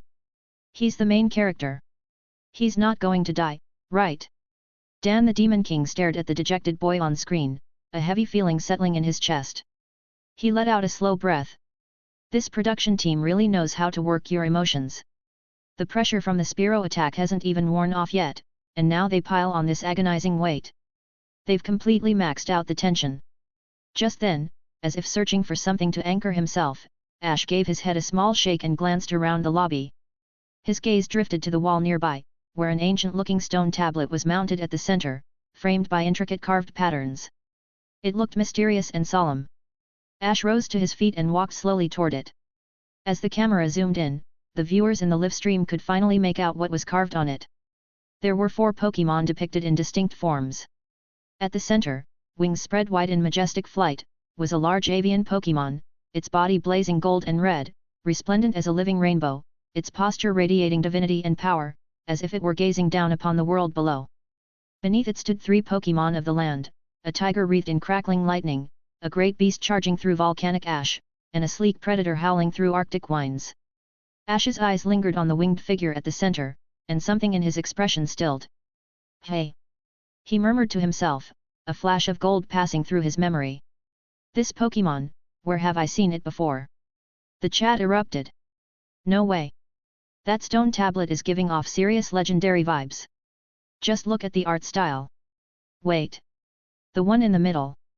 That golden bird. Is that the same one Ash saw at the end of episode 1? I knew it. I knew that bird was something special. I always believed Ash wasn't seeing things. What about the three below it? They look absolutely terrifying too. Especially that electric tiger. One bite and it could swallow the whole Spearow flock. Dan the Demon King leaned closer to his screen and pointed at the carvings. Looks like this tablet is here to fill in the world building. Those four look seriously powerful. Ash was still staring at the carvings, trying to line them up with something in his memory. Then the video phone in the corner of the lobby suddenly rang. Oh! The phone! Ash, startled, snapped back to the present, and hurried over to answer it. The screen lit up to reveal a middle-aged woman in casual home clothes, with a gentle, warm face. It was Ash's mother, Delia. Oh, Ash! You made it to Viridian City. I knew it. She looked visibly worried, words tumbling out rapid fire. How is everything? Where exactly are you? Is Pikachu doing okay? Have you caught any new Pokémon yet? I've been worrying about you every single day. Ash blinked, his eyes darting away for just a moment, before he forced a smile onto his face. Mom, I'm fine. I'm in Viridian City now. Viridian City? Oh, good, good, that's a relief. Delia exhaled, and almost immediately slipped back into full mom mode. You have to keep working hard, okay? Even if you are just starting out, you need to aim to be a Pokémon master. And make sure you are going to bed at a reasonable hour, and don't be picky with your food. Okay, Mom, I know, I know. Ash managed a few more vague responses before steering toward an excuse.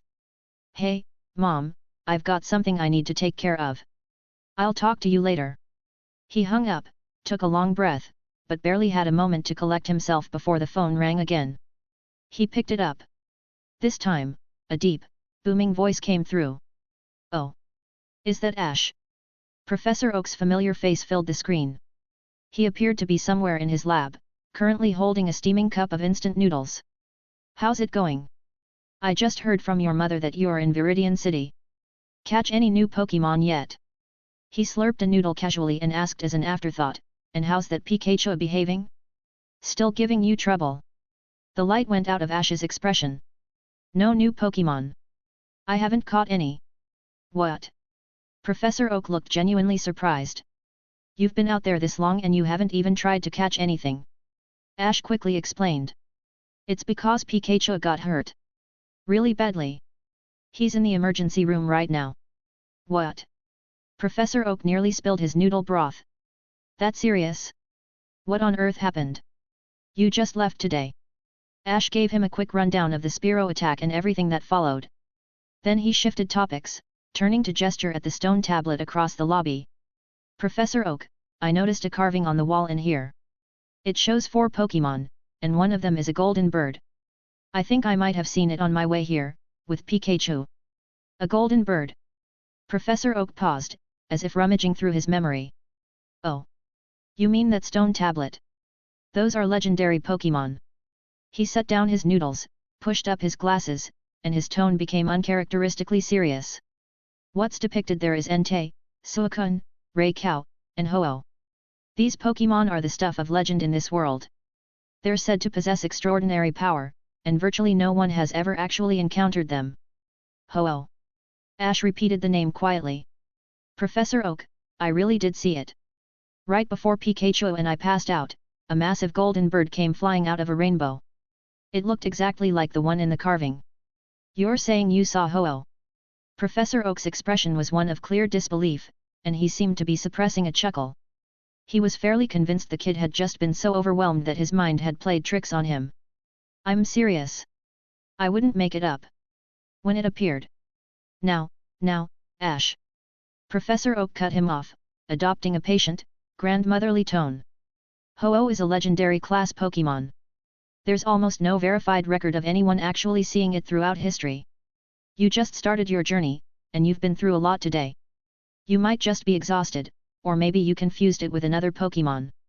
Don't overthink it. Focus on Pikachu right now. But Professor, I really saw it. Yes, alright, we'll talk more later. I need to check my, oh no. Oh no. My noodles. Professor Oak suddenly let out a yelp. In the background behind him, a plume of black smoke had begun to rise. Apparently his other pot of noodles had been left on too long and boiled dry, and might have been on the verge of catching fire. It's burning. It's on fire. Ash, I have to go. Click. The call disconnected. Ash stood there holding the receiver, staring at the blank screen with a look of mild exasperation. The live stream chat had dissolved into laughter. Ha ha ha ha ha, is Professor Oak secretly the comedy relief? Doesn't believe in legendary Pokémon, immediately gets done in by instant noodles. I'm dead. This old man is completely useless, I'm calling it now. Poor Ash. He actually saw it, and the professor just brushes him off. Though I guess it does go to show how legendary Ho-Oh really is if literally no one's ever confirmed seeing it. I'm telling you, Ash is the chosen one. He encounters a legendary Pokémon on day 1 and the professor doesn't believe him. Classic information gap storyline. Old man is just too proud to admit it. Watch him hang up and immediately regret not asking more questions. Dan the Demon King let out a laugh. Professor Oak is definitely the mentor archetype, right? Old, kind-looking, the friendly wise man type. But from what we've seen so far, it really does seem like he's more of a figurehead than someone with any real capability. Ash sighed and set the receiver back in its cradle. He drifted back to the bench and sat down, his gaze drawn once more to the carving of Ho-Oh on the wall. The memory surfaced on its own, a halo of gold, wings like a living rainbow, and that single, fleeting glance from something sacred and untouchable. Then, with a click, the lobby lights flickered. The room dipped into near darkness, leaving only a few spotlights trained on the entrance. 3 silhouettes appeared in the doorway, framed perfectly in the light like performers stepping onto a stage, each striking a dramatic pose. Who are you? The sudden entrance left Ash looking thoroughly confused. Then, one corner of a shadow's mouth curved slowly upward. Hey! You just asked, who we are, didn't you? Chapter 323, Here They Come. A dramatic musical sting cut through the air. What followed was a swirling cosmic backdrop, and 2 figures stepped forward into the blazing light. One was a handsome young man with blue hair. Since you asked so nicely, I guess I'll tell you. The other was a woman with long, wine-red hair. To protect the world from devastation, to unite all peoples within our nation. The 2 moved in sync, trading lines back and forth. To denounce the evils of truth and love, the villainous characters you can't get enough of. Jesse. James. The music swelled to its most triumphant peak, and a massive letter R rose up behind them. Team Rocket, blasting off at the speed of light. Surrender now or prepare to fight. Meowth, that's right. Against a burst of galactic imagery, a figure that looked like a cat but walked upright leapt out of the shadows, a sly grin spread wide across its face. The live chat went completely silent for one beat. Then, predictably, it erupted. LMAOOO, what even is this? I can't breathe. Blasting off across the galaxy. Are you 2 actually from space? These are supposed to be the villains? Are you serious right now? Can we talk about the talking cat? A Pokémon that can actually talk. Ash, watching all of this unfold, nearly choked again. Wait. These guys are seriously the bad guys? Honestly, he had no idea what to think. Hard to even put into words. On screen, Ash stood there completely frozen, staring at the 3 bizarre strangers who had just barged through the door. Team Rocket? What do you even want? Pikachu is in the middle of treatment, you need to stop this. Nurse Joy stepped forward as well. What is the meaning of this? If your Pokémon need treatment, please wait your turn. There are patients resting inside. Oh, how precious. A little boy playing hero and a nurse who thinks she can stop us. The woman called Jessie flipped her long hair back. We're not here for treatment, darling. We're here for something far more valuable. Word is this Pokémon Center is sitting on quite a collection from trainers all across the region. How wonderfully convenient that they're all in one place. We'll be relieving you of the burden. She hurled the Pokeballs in her hand. Go, Arbok. Go, coughing. A massive purple serpent and a round, floating Pokémon materialized in the lobby, both radiating pure menace. They're thieves. Nurse Joy cried out and lunged forward to stop them, but the thick smog coughing belched out drove her back. Ash took one look and charged. You're not getting away with this. Pikachu is still in treatment and I am not letting you near it. Oh, you are just adorable. Step aside, little boy. There's no need for anyone to get hurt, well, not any more than necessary. The Team Rocket duo gave their Pokémon the order without hesitation. Arbok, Poison Sting. Coughing, Smokescreen. The lobby exploded into chaos. Sharp needles came flying and Ash threw himself through the smoke trying to dodge, picking up cuts along the way, coughing hard. Jessie raised the back of her hand to her mouth and laughed. The live chat started rolling. What a pair of jerks. If Pikachu wasn't down they'd never be this bold. Ash, stop fighting, you're already hurt. Oh no, Pikachu is still in there. What if they get to it? Someone please deal with these three clowns. Just then, the treatment room door swung open. The indicator light above it shifted from red to green. Pikachu lay on a rolling gurney, pushed out by a Chansey, an electrical transfer tube still attached to the top of its head. It looked drained, but its eyes were open. Pika. Taking in the scene in front of it, and the two menacing Pokémon across the room, Pikachu blinked. Pikachu, watch out! Ash yelled. Well, well. Look what rolled out of the treatment room. Hardly worth our time. Though I suppose we can't just leave it lying around. James added. Arbok, grab it. Arbok lunged at Pikachu, jaws spread wide. Pikachu, move. Ash threw himself forward, trying to get between Pikachu and Arbok, but coughing cut him off. Even so, in that split second he found a gear he didn't know he had. He faked one direction, slipped past coughing in a single burst, and appeared directly behind Pikachu, shoving it clear of Arbok's strike. Smoke poured in. Visibility dropped to almost nothing. This way, now. In the middle of the chaos, Nurse Joy was frighteningly calm. She grabbed Ash by the arm as he stumbled through another coughing fit, steered the gurney with her other hand, and used Coughing's smokescreen as cover to sprint down the corridor and through a door at the far end. The door slammed shut and locked in one motion.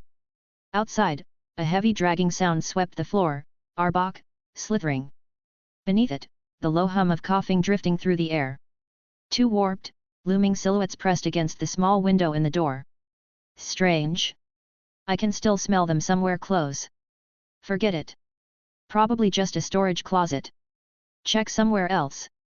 The footsteps faded. Ash finally let out a long breath, sliding down the door until his back hit the floor, chest heaving. The chat audience had been holding their breath the whole time. That was way too close. Nearly gave me a heart attack. Nurse Joy keeping her cool like that is wild. I guess even Pokémon doctors are built different. But before anyone could fully relax, the room plunged into darkness. What happened? Why did the lights go out? Ash's voice cut through the dark, tight with alarm. It's them. Nurse Joy's voice carried a quiet, resigned certainty. They cut the main power. We can't see anything and we've lost contact with the outside. Great, now it's a full-on horror movie. Okay, maybe not that scary, but this is definitely bad. Ash, think of something. Pikachu is still sick. So what do we do? Is there any way to get the power back on? Don't worry. In the dark, Nurse Joy's voice steadied. The main power is down, but there's a backup generator. Ash, come with me. Help me get it started. Some shuffling followed, then the heavy clunk of a breaker being thrown, and the pitch-black room came alive with a faint, flickering glow. The source of that light, though, was a little unexpected. Ash stared at what was in front of him, the corner of his mouth twitching. Right in the center of the room sat an enormous treadmill-style generator, and on top of it, lined up in a perfectly neat row, were Pikachu. A whole bunch of them. 1, 2, 3, easily more than a dozen Pikachu were sprinting on that treadmill at full speed, their little legs a total blur, moving so fast they were practically leaving after images. With every stride, the generator's gauge needle spiked, electricity crackled and hummed, and the bulbs overhead flickered to life. And underneath all of it, their chorus. Pika pika pika pika pika pika pie. The sight was so absurd it defied description. Every last bit of tension in the live chat evaporated instantly. Ha ha ha ha, is this a Pokémon power plant? I knew all the Pikachu in this world were basically a labor force. Look how hard they're going. Pikachu, burning those calories for the greater good. JPG. Nurse Joy, as long as there are Pikachu, this hospital will never go dark. You're welcome. Power's back. Nurse Joy wiped her forehead and rushed to the control panel. It won't hold long, but it's enough for one thing. Her fingers flew across the keyboard and a transfer progress bar appeared on the screen. I'm contacting the Pokémon Center in Pallet Town. We can use the transport system to beam all the Pokeballs stored here over there for safekeeping. With a deep mechanical hum, one Pokeball after another was pulled into the transport tubes, vanishing as streaks of red light. You can actually teleport things like that? That's incredible. Ash murmured, watching in disbelief. The chat was equally impressed. This is literally cloud storage. Cloud-based Pokémon backup. Is this what technology looks like in the Pokémon world? Even shipping is this advanced. Does Pallet Town even have a Pokémon Center? Nurse Joy in Pallet Town, why am I suddenly getting 100 deliveries? But just as the progress bar hit the halfway point, the sealed door exploded inward with a thunderous crash. Boom! A blast of thick smoke blew the door clean off its hinges, and Pokeballs that hadn't transferred yet went scattering across the floor like a hailstorm. Through the rolling smoke and the cascade of bouncing balls, 3 familiar silhouettes stepped through once more. Did you honestly think a locked door was going to stop Team Rocket? No matter where you run, no matter where you hide, a Pokémon's presence is never lost on us. Team Rocket was back. The transfer got cut off. Nurse Joy cried out. Staring at the Pokeballs rolling across the floor, Ash knew running wasn't an option anymore. His jaw tightened. He reached down and grabbed the nearest Pokeball. Fine. Then we fight. I don't care who you are, I need you right now. He shouted and threw the ball as hard as he could. A sharp snap. A flash of light. The ball opened. And nothing came out. It just wobbled and rolled back across the floor. Empty. The live chat flatlined. Main character luck. Incredible. LMAOO. Ash's face went red. He grabbed another Pokeball. Okay, let's try this again. Go, Pokémon. The ball burst open in midair. White light hit the floor, and a small purple rat Pokémon took shape. Rattata. R. Rattata. Ash blinked. The second this Rattata materialized, it spotted the enormous Arbok across the room, tongue flicking between massive fangs. Rattata shuddered from head to tail, didn't even hesitate, and with a little whoosh turned back into red light and dove straight into the Pokeball on the floor. It didn't move again. Okay, that's actually painfully realistic. Mice are terrified of snakes. Rattata, I'm done, get me out of here. Ash, I cannot carry this team. Run, Ash. Nurse Joy shouted the second she saw it. Get out of here. Take Pikachu and go. But. No buts, go. Ash bit down on his lip. He looked at Pikachu, still leaking little sparks, still weak from treatment. Then he steeled himself, grabbed the gurney, and ran. Not so fast, sweetheart. Jessie's laugh rang out as she cut him off in the lobby. That little electric mouse belongs to Team Rocket now. In fact, every Pokémon in this building belongs to Team Rocket. Not one of them is walking out that door. But right at that moment, the crowd of Pikachu who had been running on the generator, startled by the commotion, came flooding out of the back room like a wave breaking. Pika! Pika! The mob landed squarely on the rolling gurney, burying Ash's exhausted Pikachu somewhere at the bottom of the pile. Pika! Chu! The group did not look happy about having their run interrupted. In near-perfect unison, they unleashed a surge of electricity aimed straight at the charging Team Rocket members. Crack! Crack! Crack! Thick arcs of golden lightning ripped through the lobby. Wah-ah-ah! Jessie and James barely had time to scream. They were blasted black, hair standing straight up, and Arbok and coughing beside them convulsed with the current. Meowth, though, landed clear.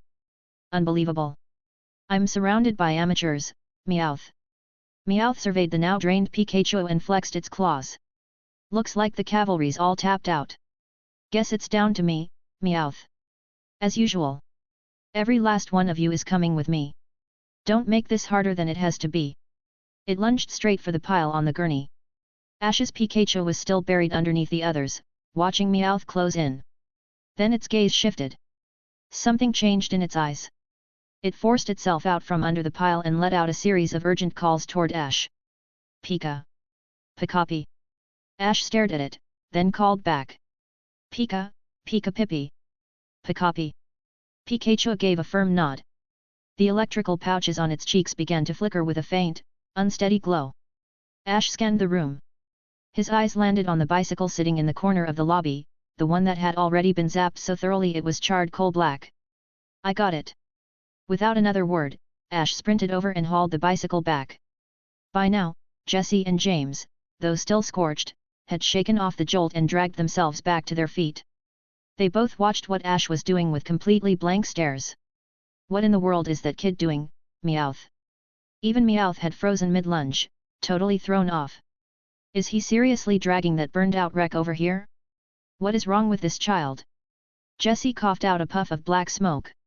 Ash set the bicycle upright and climbed on. Pikachu. Pikachu launched itself through the air and landed on the handlebars. Ash, looking for all the world like he had completely lost it, started pedaling. Hard. As fast as he could. Chapter 324 What an awful feeling. Whir. Whir. Whir. Whir. The bicycle wheels spun furiously, groaning under the strain. But every lamp connected to the bike blazed to life. Pika pika. Pikachu let out an excited cry. Meowth, what's it saying? Jessie asked, completely lost. Meowth didn't get a chance to answer before Ash's voice rang out. Pikachu says you've got a lot of nerve. Ash shouted, pedaling like mad and gasping for breath between words. It says how dare you underestimate it, and now it's going to show you what it's really made of. With every turn of the wheels, arcs of blue electricity crackled along the bike frame and gathered into Pikachu at the front. The tube that had been feeding power into Pikachu's body was yanked free, repurposed as a receiving antenna. Pikachu's body began to glow, wrapped in a blazing golden light that grew brighter and brighter, far surpassing even the combined voltage of the entire Pikachu heard from before. Every viewer in the live stream held their breath. Is this human-powered electricity generation? Ash's legs are going so fast they might actually catch fire. Is Pikachu about to evolve into the god of thunder? That's impossible, Meowth. Meowth's instincts were screaming, the raw energy filling it with primal dread. What kind of voltage is this? The veins on Ash's forehead bulged as he pushed even harder. He screamed toward Pikachu, Pikachu. Show them what you've got. Let's go. Pika. Chu. With a long, thunderous cry, torrents of blue electricity surged through the wires and flooded into Pikachu's body. Then, rather than striking Team Rocket directly, an enormous bolt of golden lightning erupted with Pikachu at its center and shot straight up into the sky. Boom! The terrifying current tore through the roof in an instant. The deafening blast shook the walls of the Viridian City Pokémon Center to rubble, and the shockwave reduced everything around it to dust. A column of smoke and debris surged into the sky, swallowing the moonlight. Somewhere in that churning cloud of destruction, Team Rocket had already been launched skyward and vanished entirely. For a moment, the chat went completely silent. Then it erupted. Holy crap! Did the Viridian City Center just cease to exist? That's supposed to be Thunderbolt. That was a nuclear weapon. When Pikachu goes off, nothing survives. That power is absolutely terrifying. Is Nurse Joy okay? The camera cut to the sky above. A large Meowth-shaped hot air balloon drifted lazily through the air. Jessie, James, and Meowth were draped over the edge of the basket, battered and disheveled but miraculously still in one piece. Those rotten little brats, Jessie fumed, gritting her teeth as she tried to fix her wrecked hair. James stared down at the smoldering ruins below, his expression thoughtful. That Pikachu, it might be a truly extraordinary Pokémon. Even the Charizard we encountered might not match it for raw power. Meowth's eyes lit up and it threw out a new idea. Then how about next time we change the plan and go after that Pikachu specifically, Meowth? If we bring it to the boss, we're definitely getting a promotion and a raise, Meowth. Exactly. Brilliant idea. Jessie and James agreed immediately, their eyes glittering with renewed excitement. Then it's settled, Meowth. Meowth pumped its paw in triumph to seal the deal. That paw went straight through the balloon. A rapid hiss of escaping air filled the silence. The three of them looked at each other. Nobody spoke. Then, tangled up in the deflating balloon, they began to spiral. What an awful feeling. With that signature line delivered, the trio spun off like a pinwheeling shooting star and vanished into the night. The chat exploded again. Ha ha ha. Meowth, are you secretly working against them? They got blasted off, but somehow I feel like they're definitely coming back. They're clearly the main recurring villains of this show. I don't hate them exactly, but I still don't really like them either. I hope Misty takes care of them soon. The smoke gradually cleared to reveal the Pokémon Center reduced to a heap of broken stone and rubble. Ash crawled out from the wreckage, coated in soot and ash, clutching Pikachu protectively against his chest. Cough. Pikachu, you okay? Pikachu was still a little weak, but its spirit was high. It poked its head out from Ash's arms. Pika. Just then, the camera panned to the far edge of the ruins. A girl with short orange hair came sprinting over, breathless. She skidded to a stop and stared at the total devastation in front of her, completely stunned. Oh my gosh, what happened here? Was there an explosion? She didn't linger on the shock. She started frantically digging through the rubble, searching for something. Wait, my bike, where's my bike? She rummaged through piles of ash and broken stone until she finally stopped, crouching down near a cracked section of wall. Her hands trembling, she pushed the bricks aside. Lying quietly in a pile of blackened debris was a twisted, unrecognizable wreck with barely half a wheel remaining. Her beloved bicycle. She stared at that half wheel. The horror on her face froze for a moment, and then a wave of visible, incandescent fury rolled off her. You little jerk! She spun around and screamed at the sky. How dare you do this to my bike? This is unforgivable. That guy is buying me a brand new one. I will make sure of it. The frame froze on her face, flushed red with rage but absolutely crackling with energy. The viewers had no idea who she was, but they were immediately drawn in. Who is this? Where did she come from? Is she always this intense? What do you mean intense? That was her bike. It's got half a wheel left. That's rough. Ash, you are so done. First you blow up the Pokémon Center, then you wreck her bike lol. She's actually really cute though. Why is she already furious? Ash, run while you still can. Dan the Demon King watched the scene and couldn't hold back a laugh. Meanwhile, on screen, Ash had already said goodbye to Nurse Joy and was walking out of the rubble with a newly reinvigorated Pikachu, narrowly missing Misty, who was behind him. Pikachu, where should we head next? Ash stretched lazily and looked out at the road ahead, his eyes full of anticipation, completely unaware of the trouble he had just set loose behind him. Pika Pika. Pikachu hopped onto his shoulder. The two of them walked off together, their silhouettes perfectly at ease with each other. The narrator's warm, steady voice came in right on cue. Ash and Pikachu have sent Team Rocket blasting off again and set out on a brand new journey. What challenges await them around the next corner? Watching that warm, gentle scene, Dan the Demon King felt the last of his worries melt away. Still delivering. Quality is absolutely holding up. But wait, that's it already? There was a lot packed into this episode. Misty, Nurse Joy, Team Rocket, the world keeps getting richer. He was just about to say something to his audience when those dreaded words reappeared on screen. To be continued. Dan the Demon King. The chat. No. Not again. Now it's my turn, what an awful feeling. Is the production team actually evil? I need episode 3. I need to see the orange-haired girl make Ash pay. Wind animation, I hate you. Production team, come out here and take your punishment. I wasn't done watching. How long until the next episode? I can't wait to see Ash get chased down.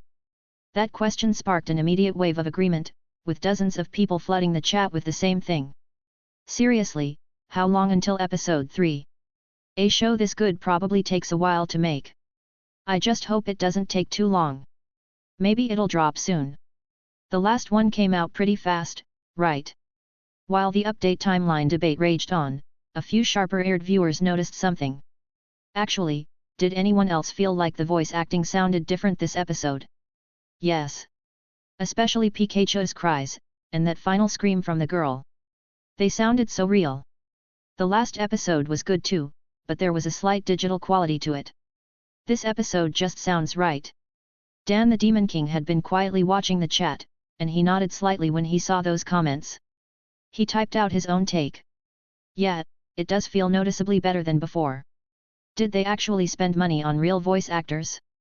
This doesn't sound like AI dubbing. That comment set off another wave. The Demon King himself is weighing in. Seriously? There are still anime studios out there paying for real human voice actors. The emotion in the voices is real, you can feel it. AI always sounds so flat in comparison. They're spending money on voice acting too? This studio is putting every credit where it counts. Viewers' opinions of the production team jumped up another notch. Studios willing to sweat the details like that were genuinely rare in today's market. You don't think they're running low on budget, do you? The visuals in both episodes are good but not top of the line. What if they run out of money and the quality drops later? I've been thinking the same thing. If an anime this good gets abandoned, I'll be devastated. Should we donate something? Yes. A crowdfund. Give them money so they can keep going and maybe update faster. That suggestion sent the chat into a frenzy. The viewers transformed into a flock of fiercely protective hens, terrified that this newly hatched masterpiece might be killed off by budget problems before it could spread its wings. We're donating. We have to. For Ash. For Pikachu. I'm putting in 50. 100 from me. This anime is worth every bit of it. And no sooner was it said than done. Viewers scrambled to find a tip button. Gift animations started popping up across the live stream, none of them individually massive but relentless in volume, scrolling past faster than the eye could track. Dan the Demon King watched the outpouring with a blink of surprise, then he didn't hesitate. He pulled up the gift menu himself. He typed in a number without a second thought and hit send.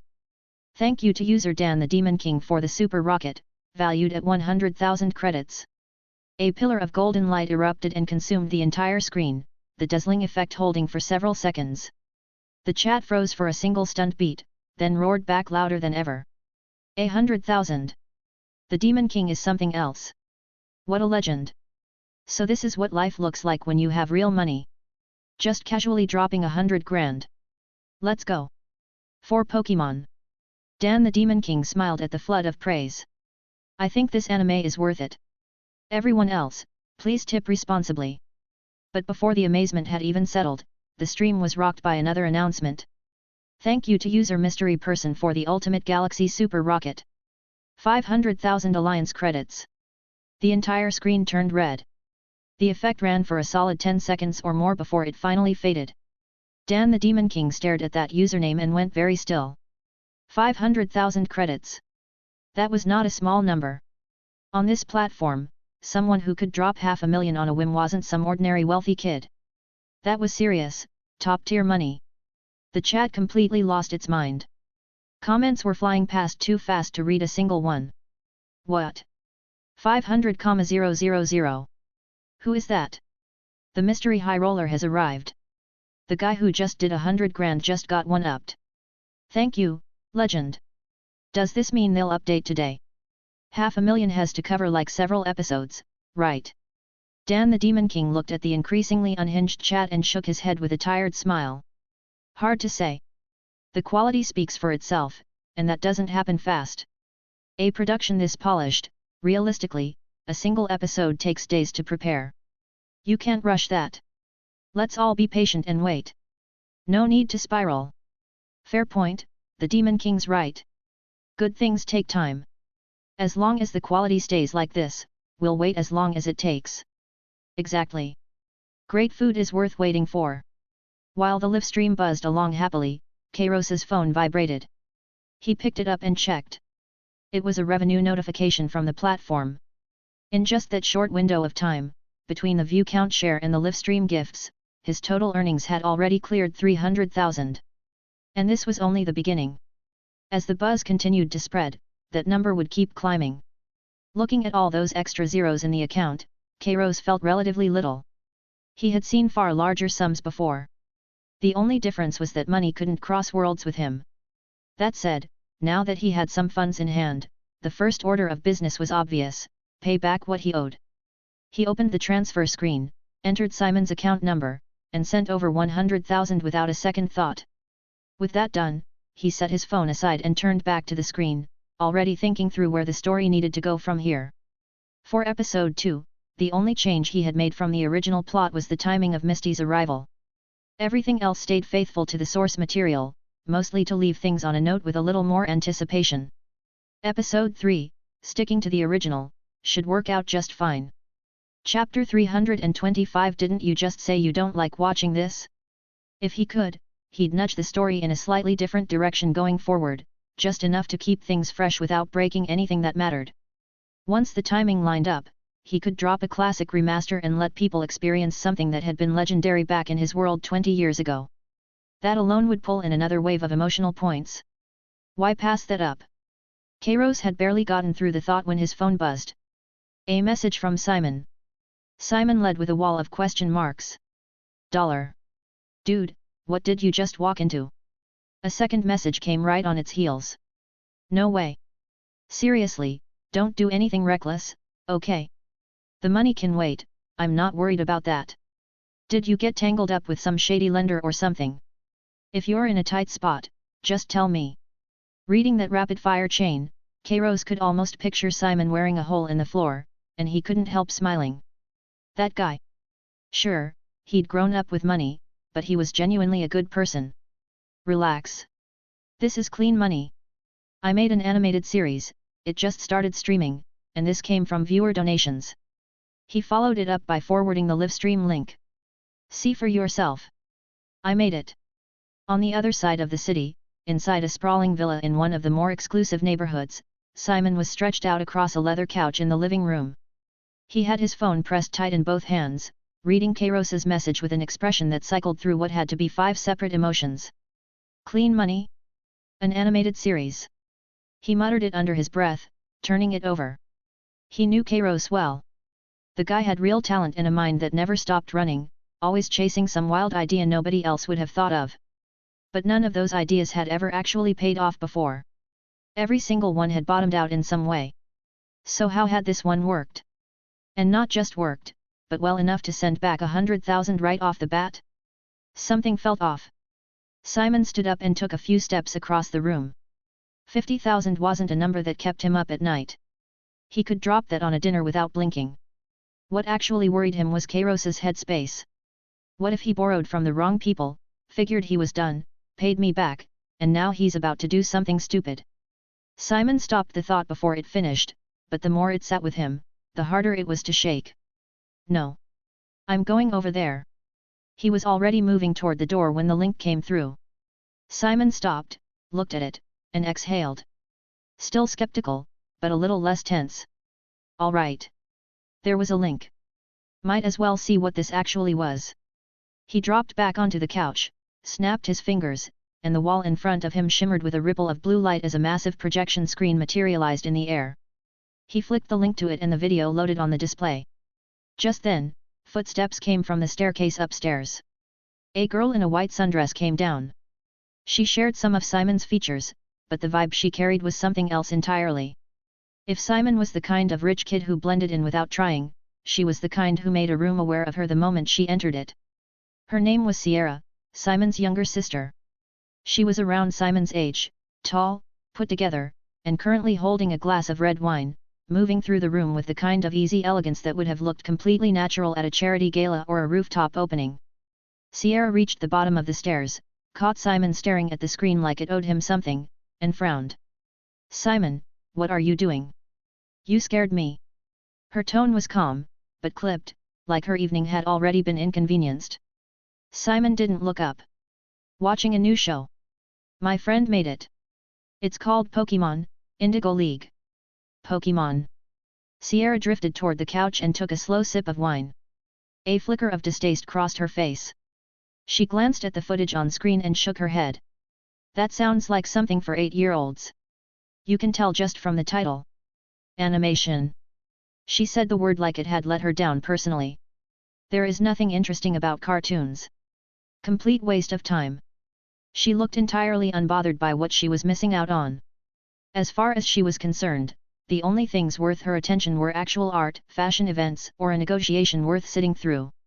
You watching this in here is genuinely lowering the quality of the room. Simon turned the volume up. Sierra, seeing she was getting nothing from him, gave a light shrug, wandered to the armchair on the far side of the room, settled in, and pulled out her phone to scroll. The living room went quiet.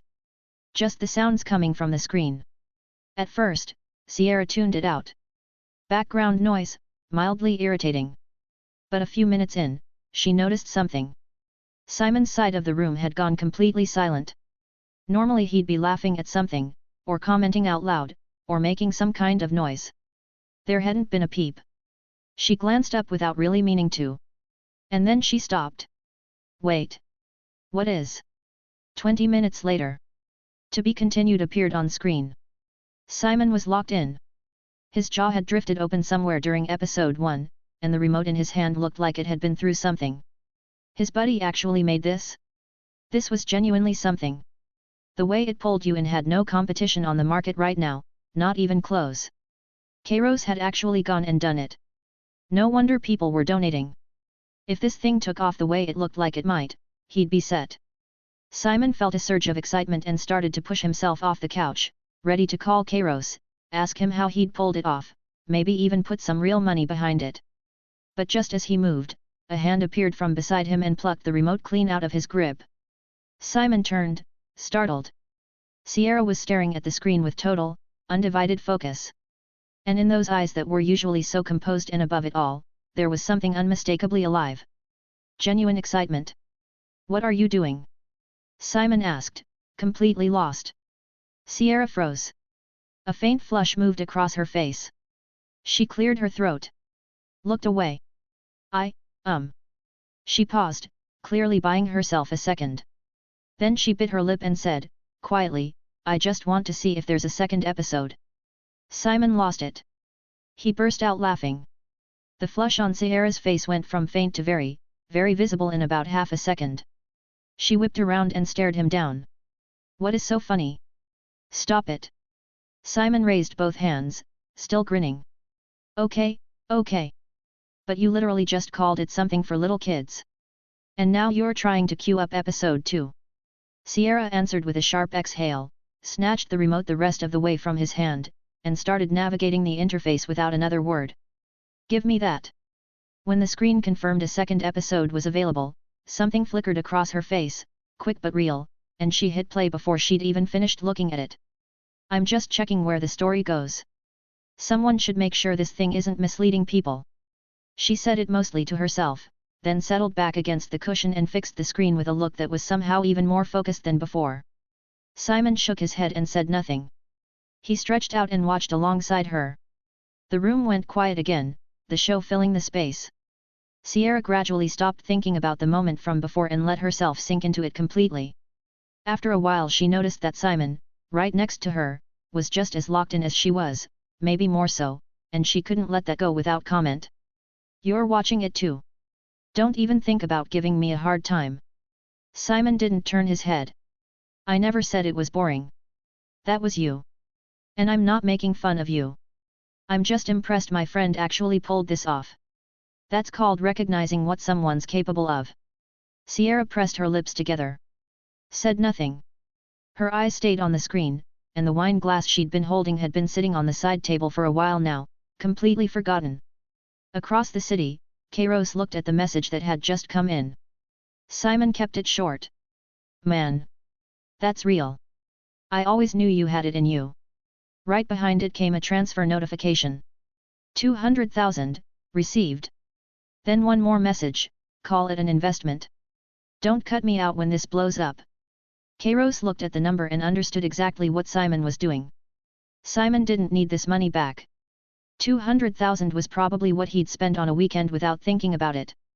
The reason he'd framed it as an investment was to give Kairos an out, to make it feel like an equal deal instead of a handout. It was a way of offering real support without making Kairos feel like he was on the receiving end of someone's generosity. That wasn't lost on him. Though Simon probably had no idea what this particular investment was actually going to look like on the other side. 100-fold return would be the floor, not the ceiling. But at this point, money in this world didn't carry much weight for Kairos anyway. He could hand the whole thing back to Simon without hesitation. He pocketed his phone, turned his focus inward, and pulled up the system panel. His eyes moved to the quest log. Phase 2 of the main quest called for 100,000 views. With the second episode now live and the first still picking up momentum, the combined count had hit 35,000. At this pace, 100,000 was coming. It was just a matter of how soon.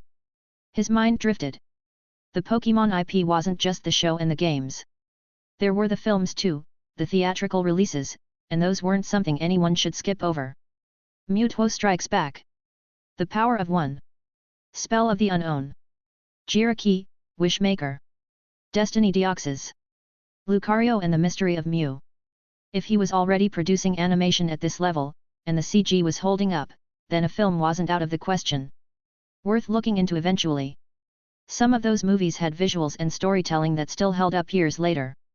And they could potentially travel across multiple worlds the same way the show had. If that worked, the point haul would be massive. But for now, it was time to head back and check on things. Kairos activated the transit scroll from the panel. Light flared. That familiar weightlessness swept through him, and when his vision cleared, he was standing on a quiet side street in Saffron City. Nobody around. He looked up out of habit. His expression shifted. The light was pale and thin. Early morning, clearly. That wasn't right. When he left, it had been afternoon. The sun was still up. How was it morning? He pulled out his phone and checked the time. The date on the screen hit him like cold water. 3 days had passed. Which meant the other world moved at more than 3 times the speed of this one. Much faster than he'd planned for. A cold feeling settled in as the next thought followed immediately. Omneat? Omneat was still back at the apartment. He'd left saying he'd be right back, and 3 days had gone by. If Omneat had been sitting there hungry this whole time, or had decided to take out its frustration on the furniture, things were going to be ugly. He couldn't wait. He had to move. Kairos was already dialing the Pokémon transport rental service. I need the Dragonite. Right now, Western Saffron City. 10 minutes later. A rush of displaced air broke through the still morning overhead. The same Dragonite dropped down onto the street below, looking as easygoing and reliable as it had the first time. The moment it touched down, it scratched its belly out of habit, then looked over at Kairos with that same patient, hopeful look. It remembered the energy cubes. Kairos skipped the pleasantries and pulled out the remaining canister from his bag, holding it out. The Dragonite's eyes went wide. It grabbed the canister and worked through the whole thing in seconds.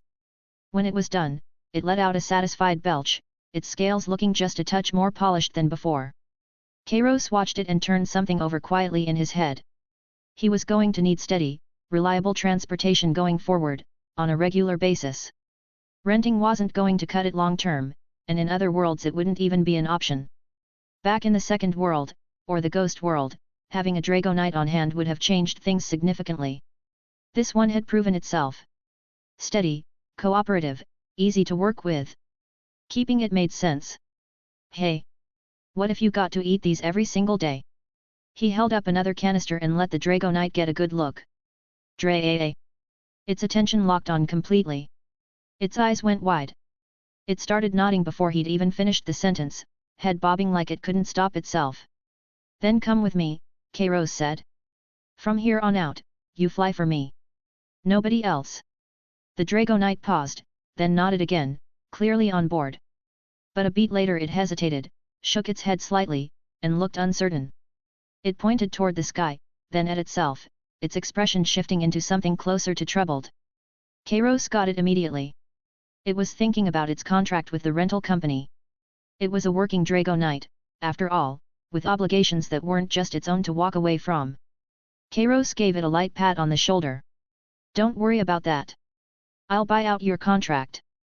The Dragonite stared at him, eyes wide, looking like the words hadn't fully landed yet. Kairos was already dialing the rental platform's customer service line before the Dragonite could react. I'd like to purchase the Dragonite I just rented. Tell me what it'll take. Additionally, if you would like to request novels and access my Google Drive where I have 200+ audiobooks, then you can join my Patreon. Link is also provided in the description.